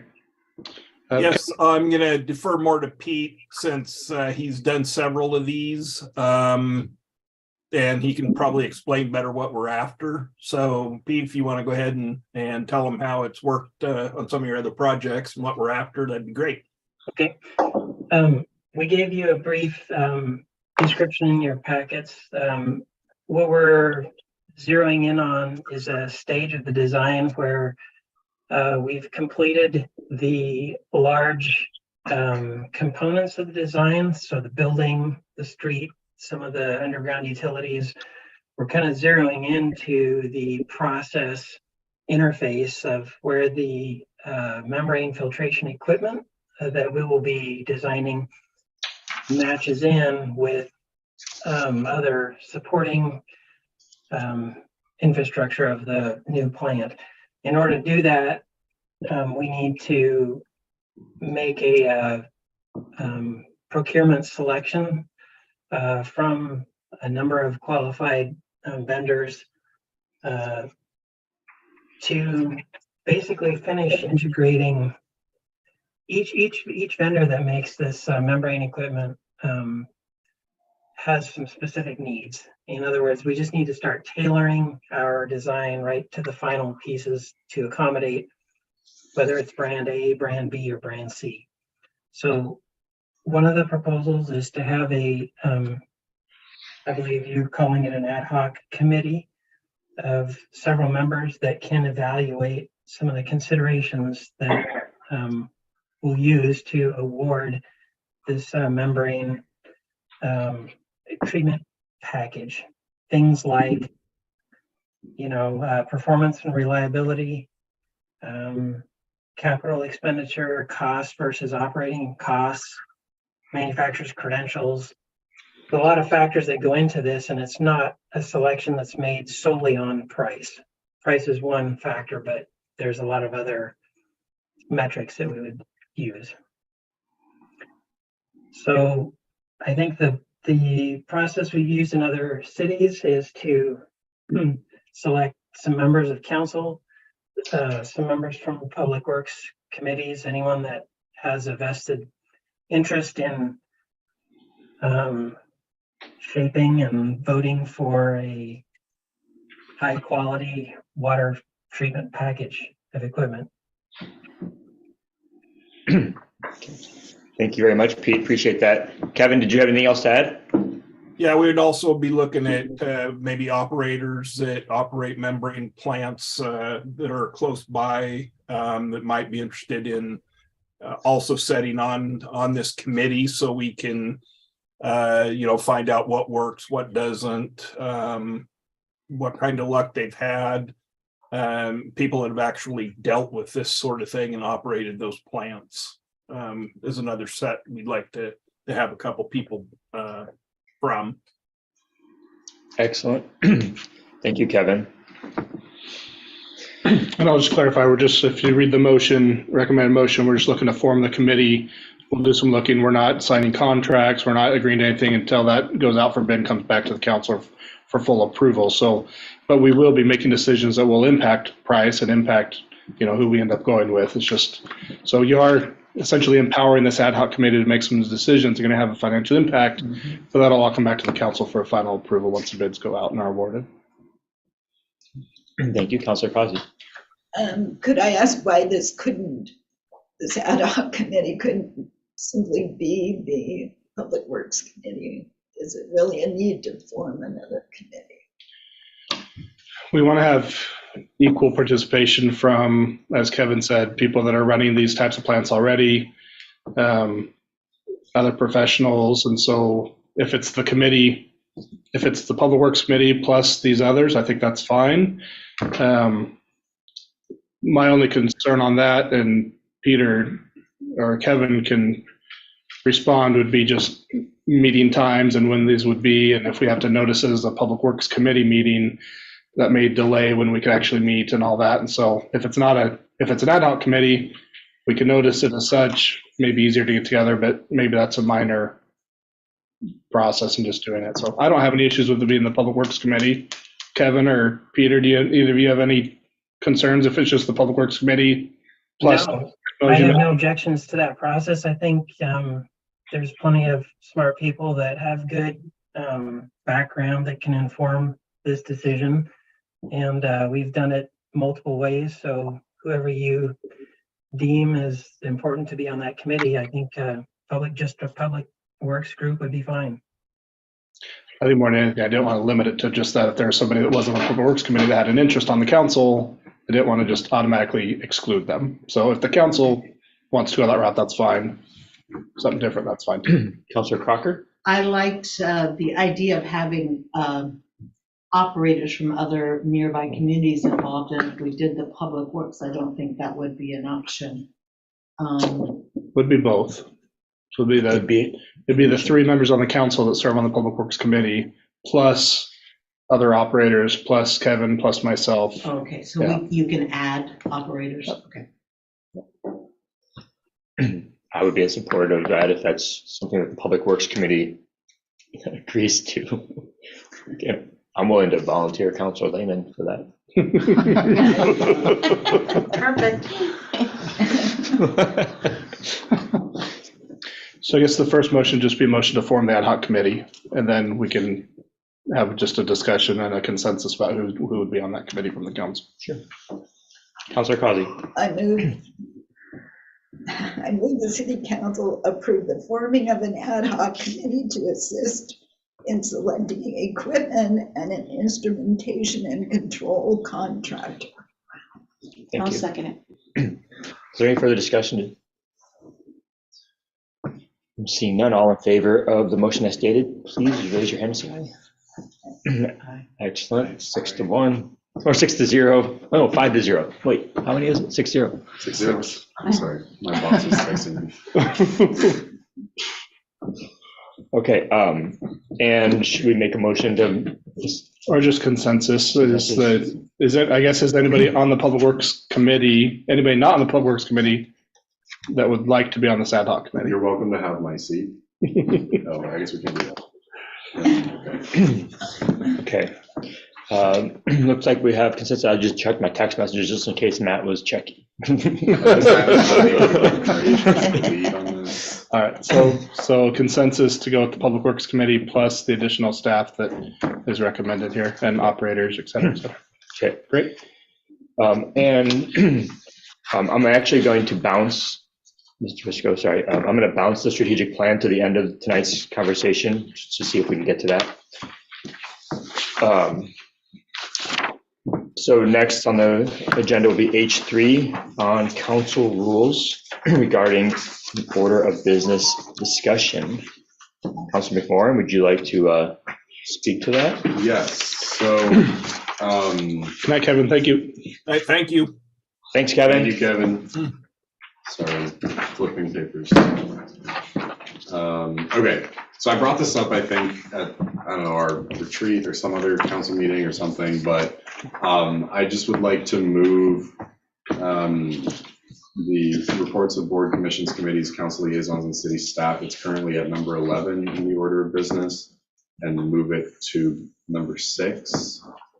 So in between invited presentations and consent agenda. And my reasoning for this was that these folks are city volunteers or they are our city staff. And either way, I would prefer to not make them wait around for hours to present their reports. I want to be really respectful of our volunteer board and commission and committee members. It's hard enough, as we've seen, to get committee members to commit. And I think asking them to sit around while we talk for 3 or 4 hours and then let them present their report can be a little disrespectful. And I think also for our city staff, obviously we pay them, but they also put in 40+ hours a week for us already. They have families and other obligations. And I would prefer that we get them out of the way before we spend our hours and hours deliberating. I know we're all volunteers, but we also all ran for this and we've agreed that we have to stay here as long as it takes. That does not mean we need to bring other people along with us when it's not necessary. So I will also just say that's how I've done it in other organizations that I've been a part of, and it's worked well because then the reports that staff and volunteers offer can help inform our discussion later on in the meeting. It's not always related, right? I mean, if it's a specific report about a specific issue, that will come down in the agenda, but if we just get a general public works report and then later on we're talking about the reservoir project, getting that general public works report ahead of time could be helpful. Or, we get a finance report and then we talk about how to pay for a certain road improvement. It's just sort of having that general picture can be helpful. So that was my thought, but I'm happy to hear what the council thinks. Thank you. I'll just add real quick that I think that it's not I think that it's a good idea for staff reports. I still think that council, so the committee liaison is really members of the council. The council reports, members of the council. The commission report would come from a member of the council. And so I think that really it seems like you're getting at staff more than others. And so I think that often the reports can take a long time in some cases, and in some cases we don't have space in the agenda. And so it seems like if we're going to get a staff report that's verbal, and I'll get to that in a second too, then it'd be not a bad idea to move it to earlier. I'd be reluctant to move some of those other reports earlier, just because I think that sometimes that allows us the flexibility of getting our agenda items done, which I feel like are often more important than kind of speaking to kind of what's happening around town. And then the last thing is Chris, staff has started to put a staff report at the end, and my understanding is that they're hoping to do that more regularly and possibly not have staff come to present. So that's another alternative, is if we find that the staff report, the management report is sufficient, that maybe we don't have to have as much time taken up in the actual meeting. But I just wanted to leave those two things. Any other comments or a motion? I'll just add, I think it would be helpful. We had a very long staff report last month, and that was because it was the first one where we had your full management team here and everybody had a lot to say, and Ken had a bunch of corny jokes he had to get off his chest and saving those up for a while. So it took a little bit longer, and I had plenty to say as well, admittedly. So the intent going forward and talking with my management team, they also aren't big fans of sitting through an entire meeting and having 3 minutes to give their presentation or 5 minutes. So what we've settled on for this month for your perusal is the bullet point list. I included in the email and also in here. If you have specific topics that you're interested in or they have questions about, get a hold of me ahead of time so I can bring answers or responses, or even bring that department head with me tonight to have a discussion about something happening there if you have a question. But otherwise, I don't see the need to have police chief and public works department head or having Mike sit through an entire meeting for just the staff report. So my intention is to continue to provide the bullet point list. If there's specific things, I'll address it and bring you the answer and do that. Like Mike has stuff on the agenda, so he's here tonight. Chelsea's not here tonight. There wasn't anything real HR related outside of the executive session, which is over. So I'm trying to be respectful of staff time as well, and I really appreciate Councilor McMorrin and his comments and his concerns there. I'm interested in feedback from the council on if the bullet point is sufficient at this point. If you'd like, if your rather is to have the full management team here, I'm happy to have that discussion with you about pros and cons of that. But maybe that feeds into a little bit of this discussion of where to place all the reports.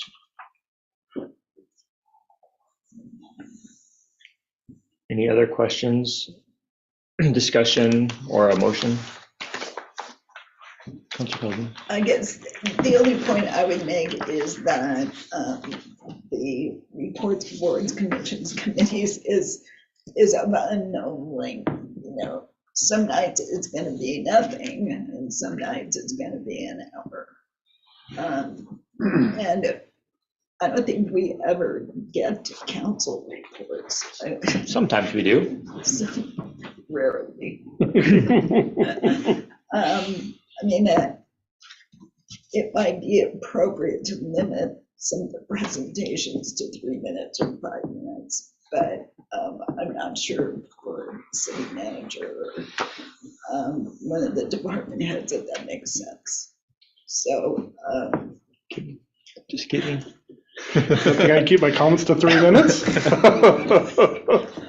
Not including questions. There you go. Thank you. So I guess what I'm saying is I'm not sure how much sense it makes to move it up if it's going to be a lengthy report anyway.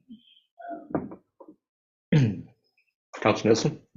I especially appreciated the bullet pointed management report. I like reading and having that piece to go over before I arrive. And it was thorough. I felt really well informed, and I know it takes time for them to prepare and type everything out, but for me, it was helpful individually. I know maybe we want to have a verbal presentation, but this was adequate for what I wanted to know, and allowed me then to, if I had a question, to email or ask back follow-up questions. So I liked having that management report. Thank you for that feedback. That's helpful. I liked it too. Councilor McMorrin. I guess maybe I could amend, there's no motion, just like, I guess my only goal is just to have the fewest number of people be required to sit for as short as possible. So like, if Chris is the only person presenting a report, he has to sit here the whole time anyway, so who cares?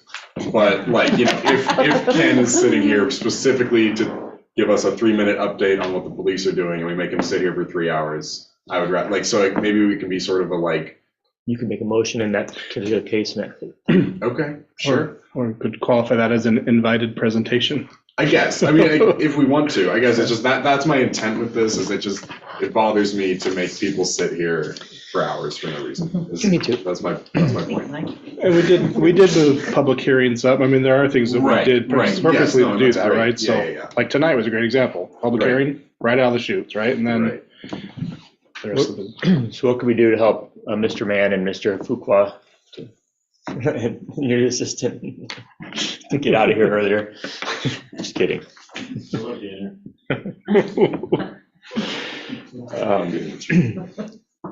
So do we want to make a motion, or do you want to? There's a motion on the table. Did we make a motion on the table? No, there's a motion. We just, you're right. So I guess I'm confused what the best way to make this motion would be, because I'm just presenting more of a thought. But I like, okay, I move that when members of boards, commissions, committees, council liaisons, and city staff who are not already required to attend the entire meeting are present to present a report that is heard during the invited presentations section of the meeting. Second. Okay. Any further discussion? I can support that. We can make that work. All in favor of passing the motion as stated, please raise your hand and say aye. Aye. Okay. Motion carries unanimously. 6 votes. Get the math right.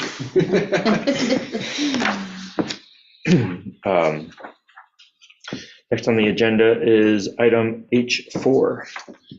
And Councilor Causey, did you want to speak to that? Yes, I do.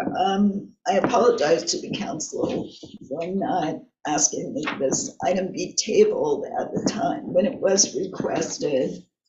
I had some hesitation because I didn't believe that our recorder would overlook a substantive statement like this. But it wasn't until January that I actually went back and listened to the record and found that this item was not discussed. And as Council Brewer reminded us recently, minutes are for issues discussed and decisions made. It's not a reflection on the merit of the issue, but it was not discussed. Therefore, I ask that this bullet point be rescinded from the November 14th minutes. Thank you. So we have a motion. Did you make a motion just there?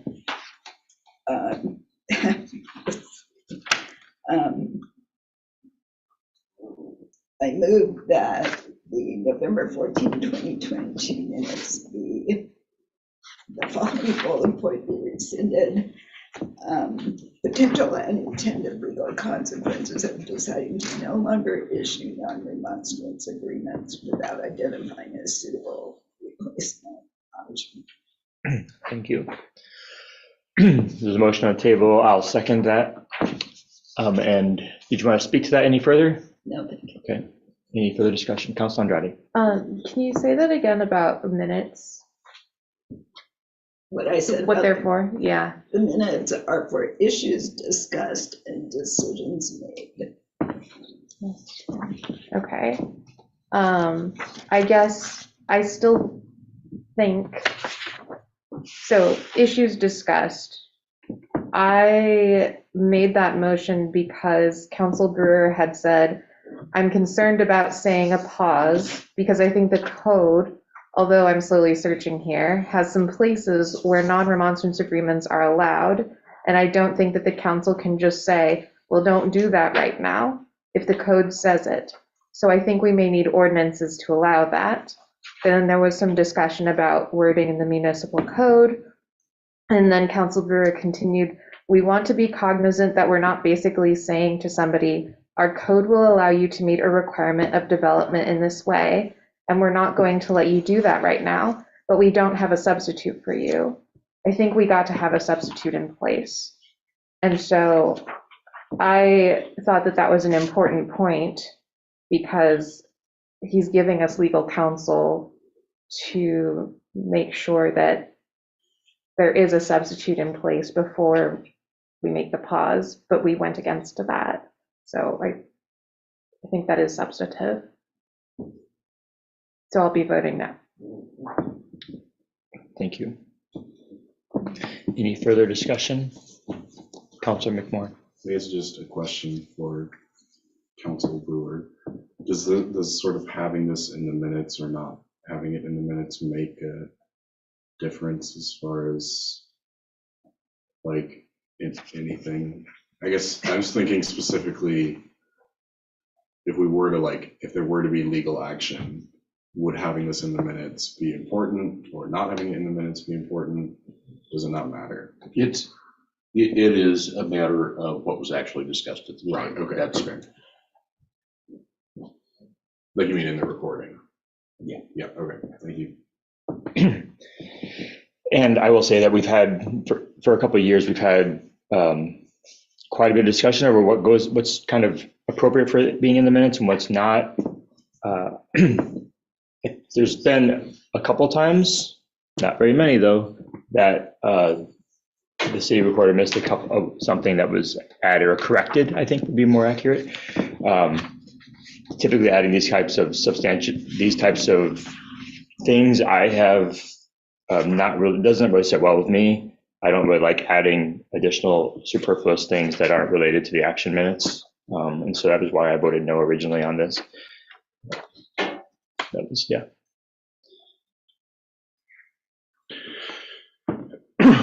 Can I double check with Jim? Is the motion on the table the correct motion to remove the bullet, or should the motion to do this correctly be to rescind the motion? The memo reads one way, and I believe the motion made reads a different way. I think that's the problem that I've been having, is I'm not sure which thing we're talking So about. the motion on the table made by Councilor Causey was to remove the bullet point, or to remove the bullet point in the discussion. But in the memo, it states that in order to achieve what I believe Councilor Causey is trying to do, the motion should be to rescind the motion that was made at the meeting on November 14th. Which was to approve the, wait a minute. Okay. So we've already had, okay. I'm going to suggest that we table this because I'm lost. And I think that what we've got is a layered thing of, wait a minute, we have this. So the December 12th minutes has this about the November 14th minutes. And I think what we're asking is to rescind the motion approval of the November 14th minutes. I'm looking at the person who made the motion to see if I'm right. What I'm asking is that the bullet point be removed Okay. from the November 14th minutes. Because I don't believe that potential unintentional legal consequences were discussed. Okay, so the motion that you're asking to have be rescinded is not the motion approving the minutes, but the motion to add the bullet point. The motion to add the bullet point was made on December 12th. Well, the motion to add the bullet point, as I understand it, would still exist in the December 12th minutes. That is correct. However, the bullet point itself would be removed from the November 14th minutes. So at this point, the most you can do under Robert's Rules of Order, as I understand it, is to rescind the motion that added the bullet point. Yeah, I think that's okay. That's how this analysis on the staff report reads, is so that. Yeah, I wrote it. And I think that's, and I think. That's why I'm trying to follow it. So I think I that believe is, it's right. I think that is correct, that is what you would be doing, is rescinding motion to add the bullet point. It's not going to change any of the other And things that would subsequently change the November 14th minutes to go back and remove that bullet point because you would have rescinded the motion that added it. It does not remove any of the discussion that happened That in is the correct. December 12th minutes. Okay, that is correct, That discussion remains. yes. Would you like to modify your motion? Or is that what you intended? That's fine. I just say so moved. Yes. So the The motion is motion is to rescind. rescind the motion approved by the city council at the December 12th, 2022 meeting that reads as follows. To add a bullet point to the November 14th, 2022 minutes to discussion following line 51 on page 93 to read potential unintended legal consequences of deciding to no longer issue non-remonstrance agreements without identifying a suitable replacement option. So moved. So moved. Seconded. Any further discussion? So you had a hand up? I don't know.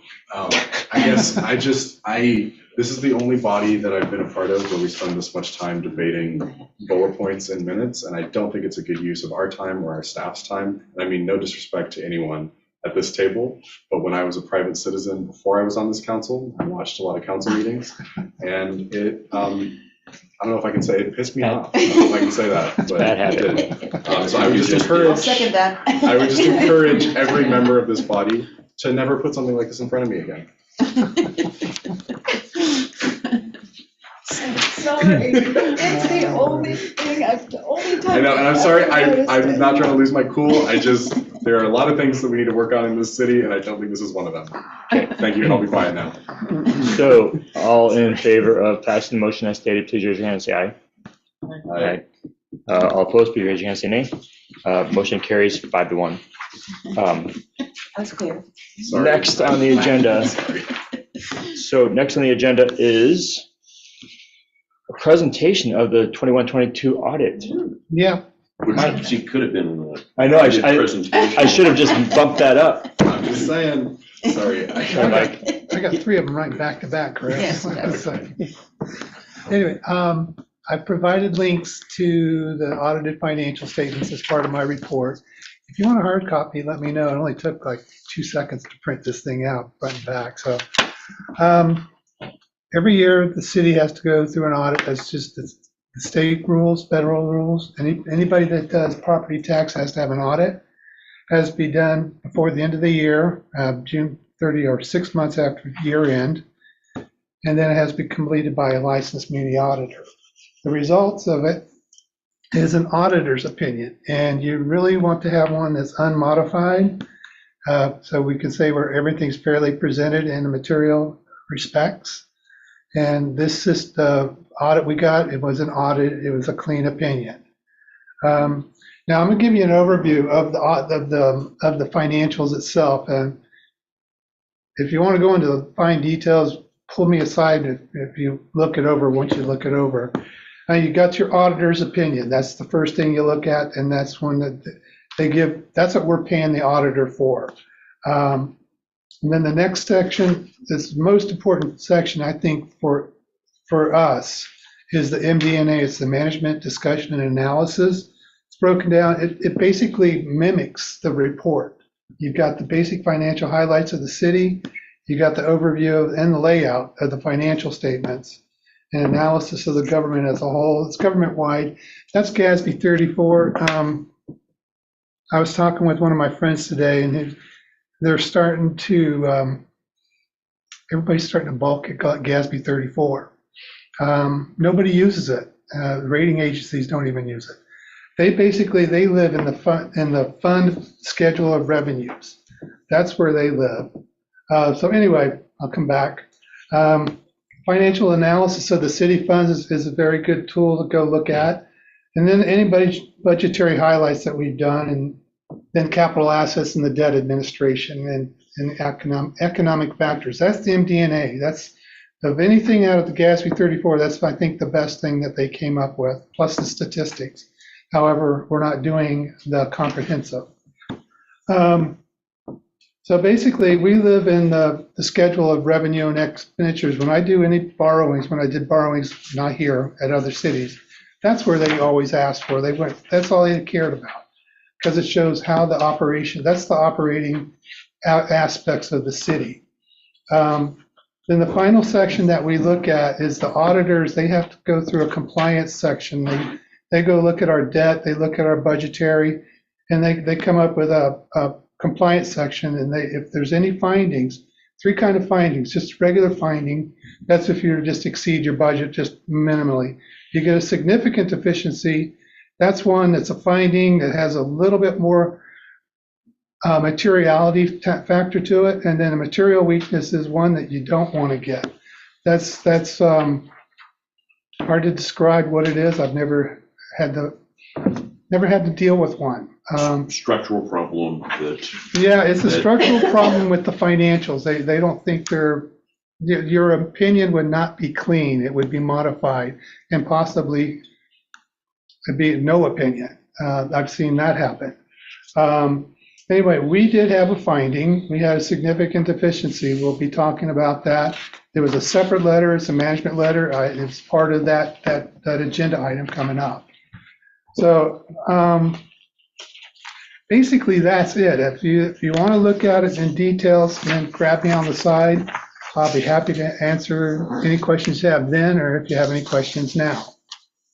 And just to be clear, you don't need any action from us. You're just here to You know, in the past, I've had the council has just made a motion to accept the opinion or the audited financials.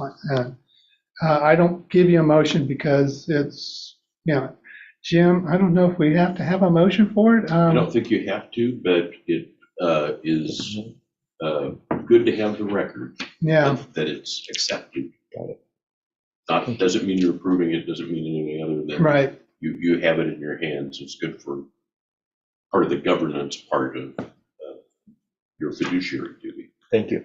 Thank you. Any questions of staff? Councilor Causey? Yeah, Mike, I think that the auditor we used this year was also used last year. Is that correct? That is correct. But prior to that, did we change firms?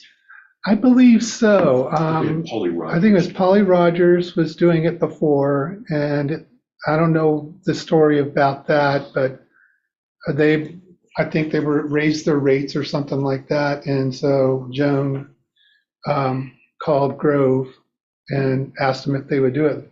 We don't really have a contract laying this out, the steps, and that's one thing I do want to talk to the Finance and Admin Committee about going out.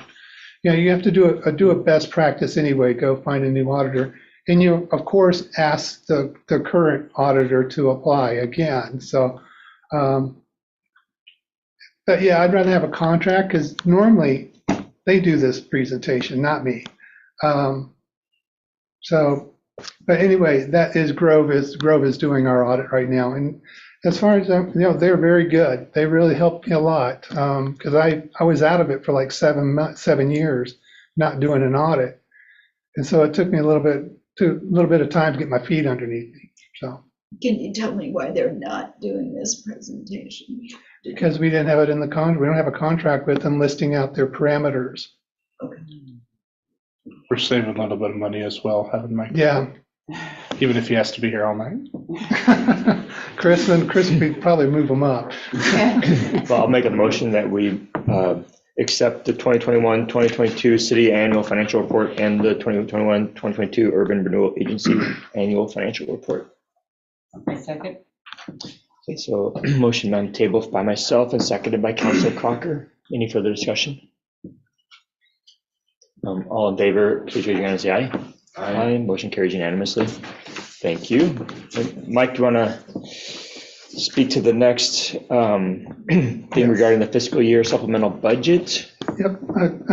You'll find in your package Resolution 2302, which approves the first financial or fiscal 2022-23 fiscal year supplemental budget and make appropriations to require for the changes.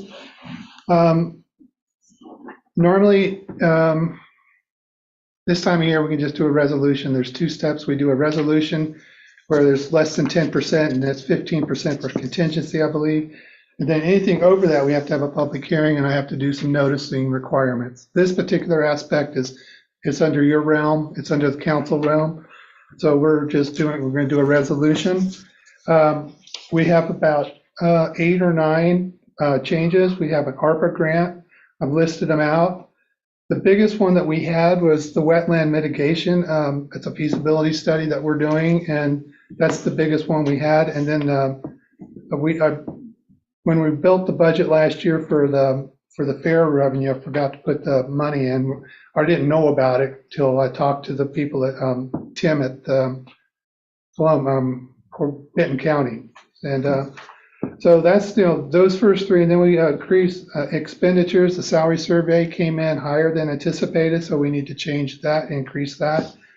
And I've had some increased costs for that settlement that we had, so that's going to be in my budget. Correct, and then economic development fund, we're going to do it. I have to correct the interest payment. It got switched a little bit, and in that particular aspect, I've got to change that because I don't have anything to offset it. Anytime you have debt related only in your budget, if something's off a little bit, you can have an overage. I don't want an overage. Then the big one we're going to have is in the land building and equipment. The council approved this back on August 12th in a special city council meeting where we moved $343,000 from the 11th Street LID project to the streetscape because we got an overage. I always put that in my supplemental budget, so we've got a resolution tied to it. And then, of course, the police had to buy a new vehicle, and so they're going to need $45,000. The money's there. All we have to do is make changes on the budget. And what I normally do is when part of my resolution, I kind of generalize it on the resolution, what we did, and then I create a budget roll forward, something that the auditors love, and it's because it shows all the supplemental budgets. I attach it as part of my resolution, and that's why I gave you that motion. It says attachment A will be part of the resolution. That way you've got the resolution, you've got the detail behind it. So that's, any questions? Thank you. Councilor Andrade.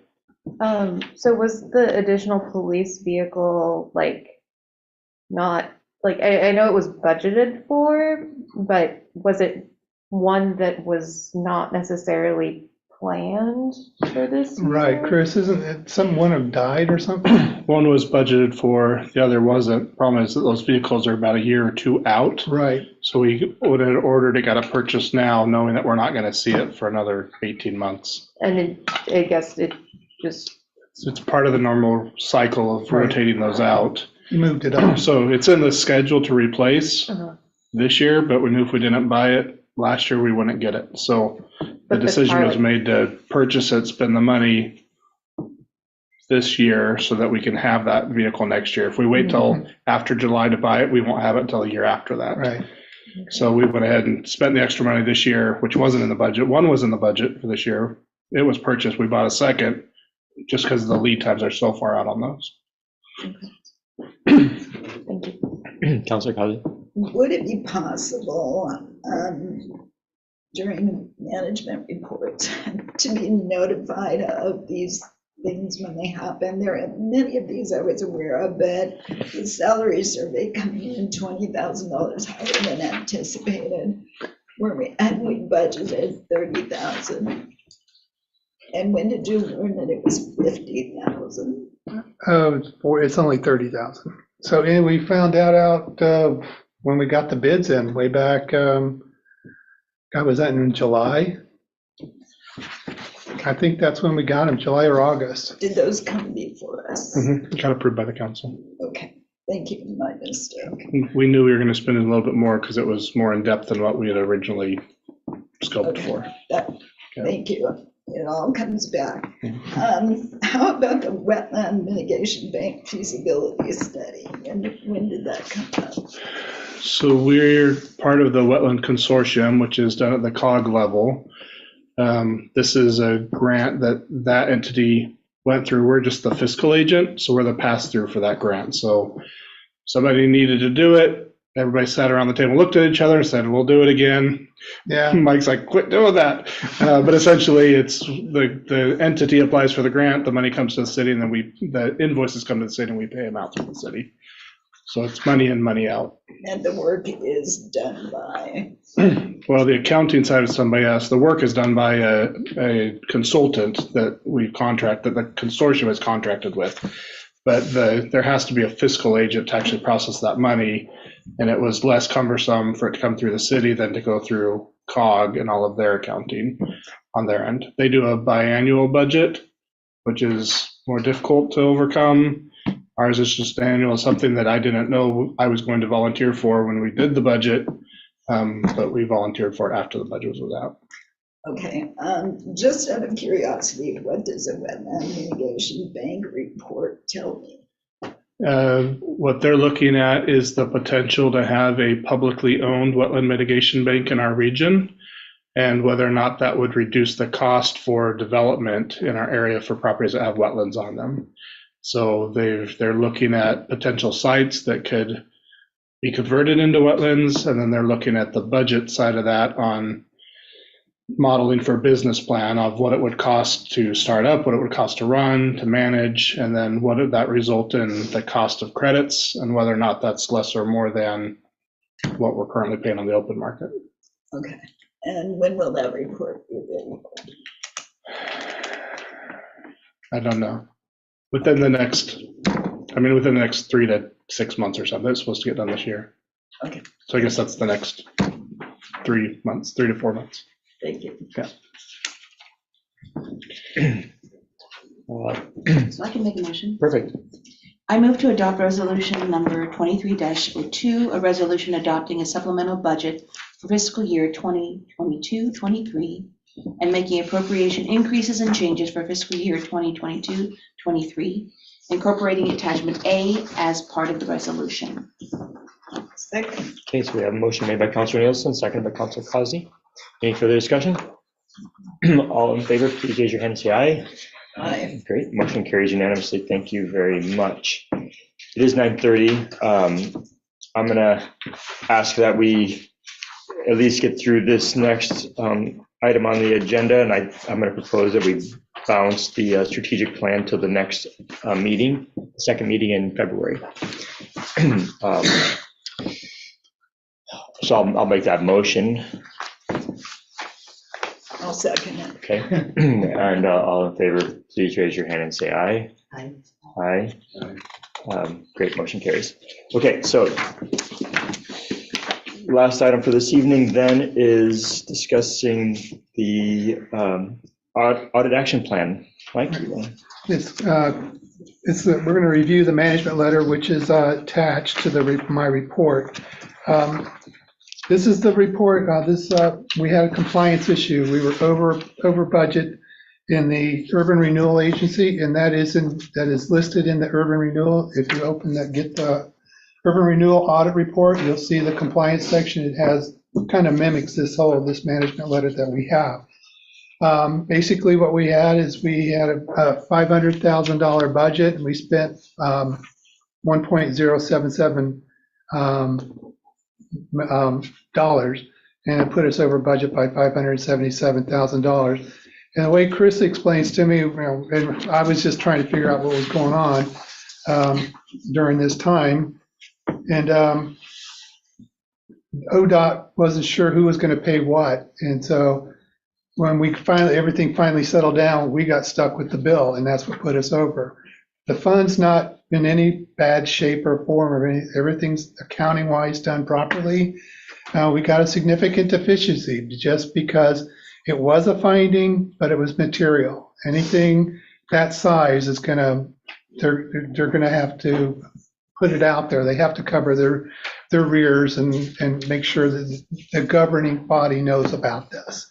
So basically, I have to put together an action plan listing what we're going to do to fix this. And as I told the auditor in July, when I noticed this, and he subsequently found it further on, I had already started putting a plan together. I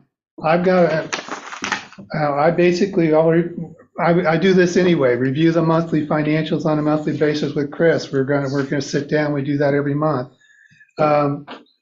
I'm gonna review all current processes, all the bills and stuff, make sure there's budget for it. And I've got one of my staff members putting together a report for the capital projects.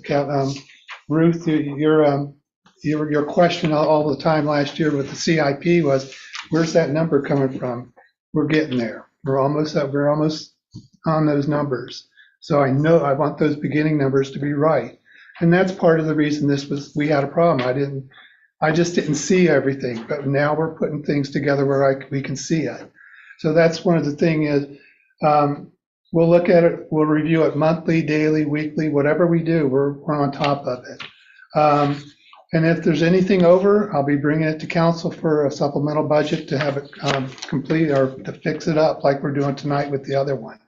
So basically that's the time frame that we're going to do it. I'm already started. I mean, I don't have to say to the Secretary of State that we're going to take a year. We've already started the process. We've got it under control. It's just going to take a little bit more time to iron everything out. Rome wasn't built in a day. So now basically that's my action plan, and that's what the resolution's all about. And I recommend that we take, resolution 2020 or 2003 as presented. Any questions? Actually, I was just going to add a couple of clarifying things based upon the information we had in the finance and admin meeting about this topic. One, this happened when you were just coming on board because you've just been hired, and then you're early on in the year when this is all happening. My understanding is that you're wrapping your head around everything. Trying to figure out who I was. Yeah, which way it was up. Yeah.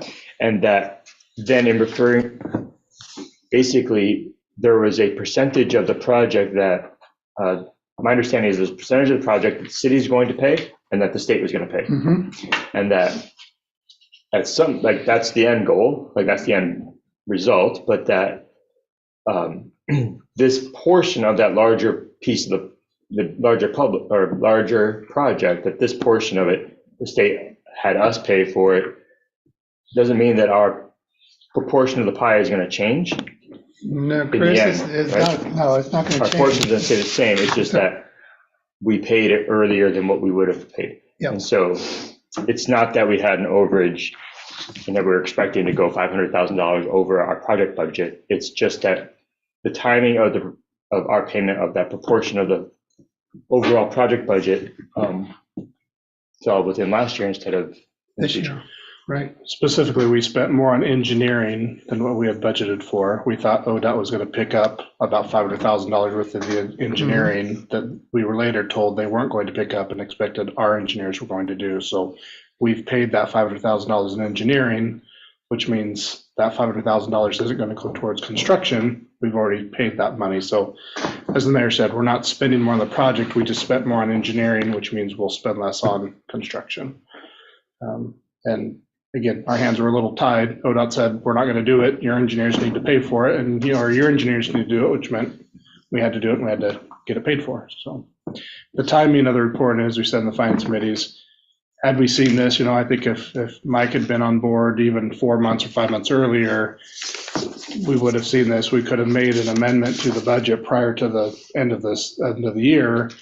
The reason that we're coming to you with it now is because we did it at the end of the year. It was caught in July, just after the fiscal year had ended, new year had started. Mm-hmm. And so, we're kind of demonstrating that we acknowledge what was done and the plan to correct it going forward after the fact instead of before the front.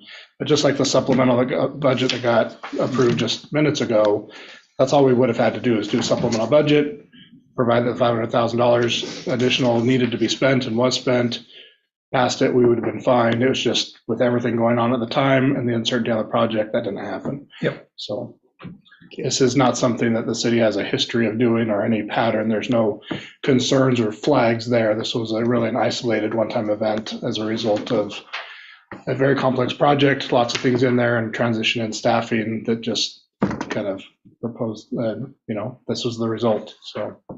Thank you. Councilor McMorrin? Just two things. I'm still not 100% sure I understand everything, but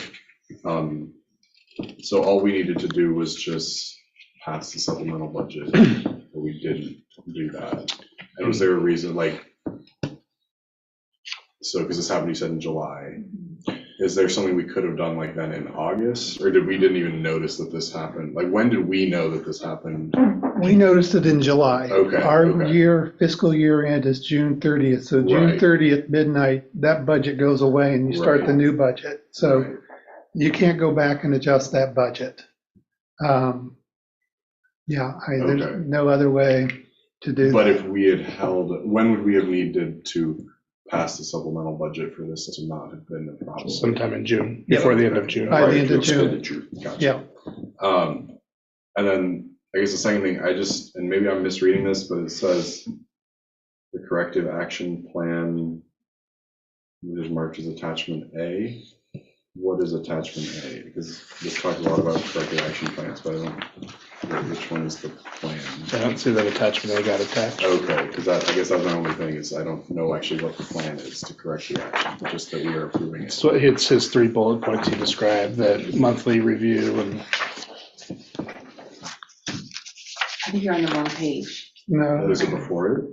No, because this one doesn't, this current proposal doesn't have an attachment. Right? No. Attachment A doesn't exist in our packet. However, Okay, wait, are we not on 2303? item I2, 2 pages No, prior. he's looking at the resolution. I see what he's Oh. saying. Yeah, 'cause it Yeah, I says see the that. corrective action Yeah. plan is marked We as need to attachment strike A. that marked attachment A, Okay. unless I intended for this.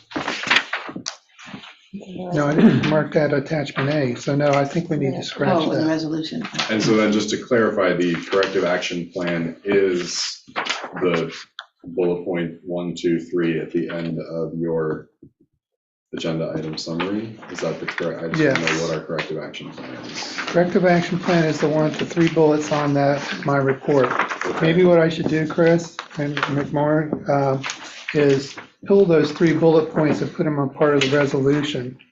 I think I would be more comfortable with that. I just want to make sure, Okay, I let know me that amend that. Okay, yeah. I know nothing fully went wrong here, but $500,000 is a lot of taxpayer money that I want to make clear to our residents. We have a firm plan in place that it will never become a problem.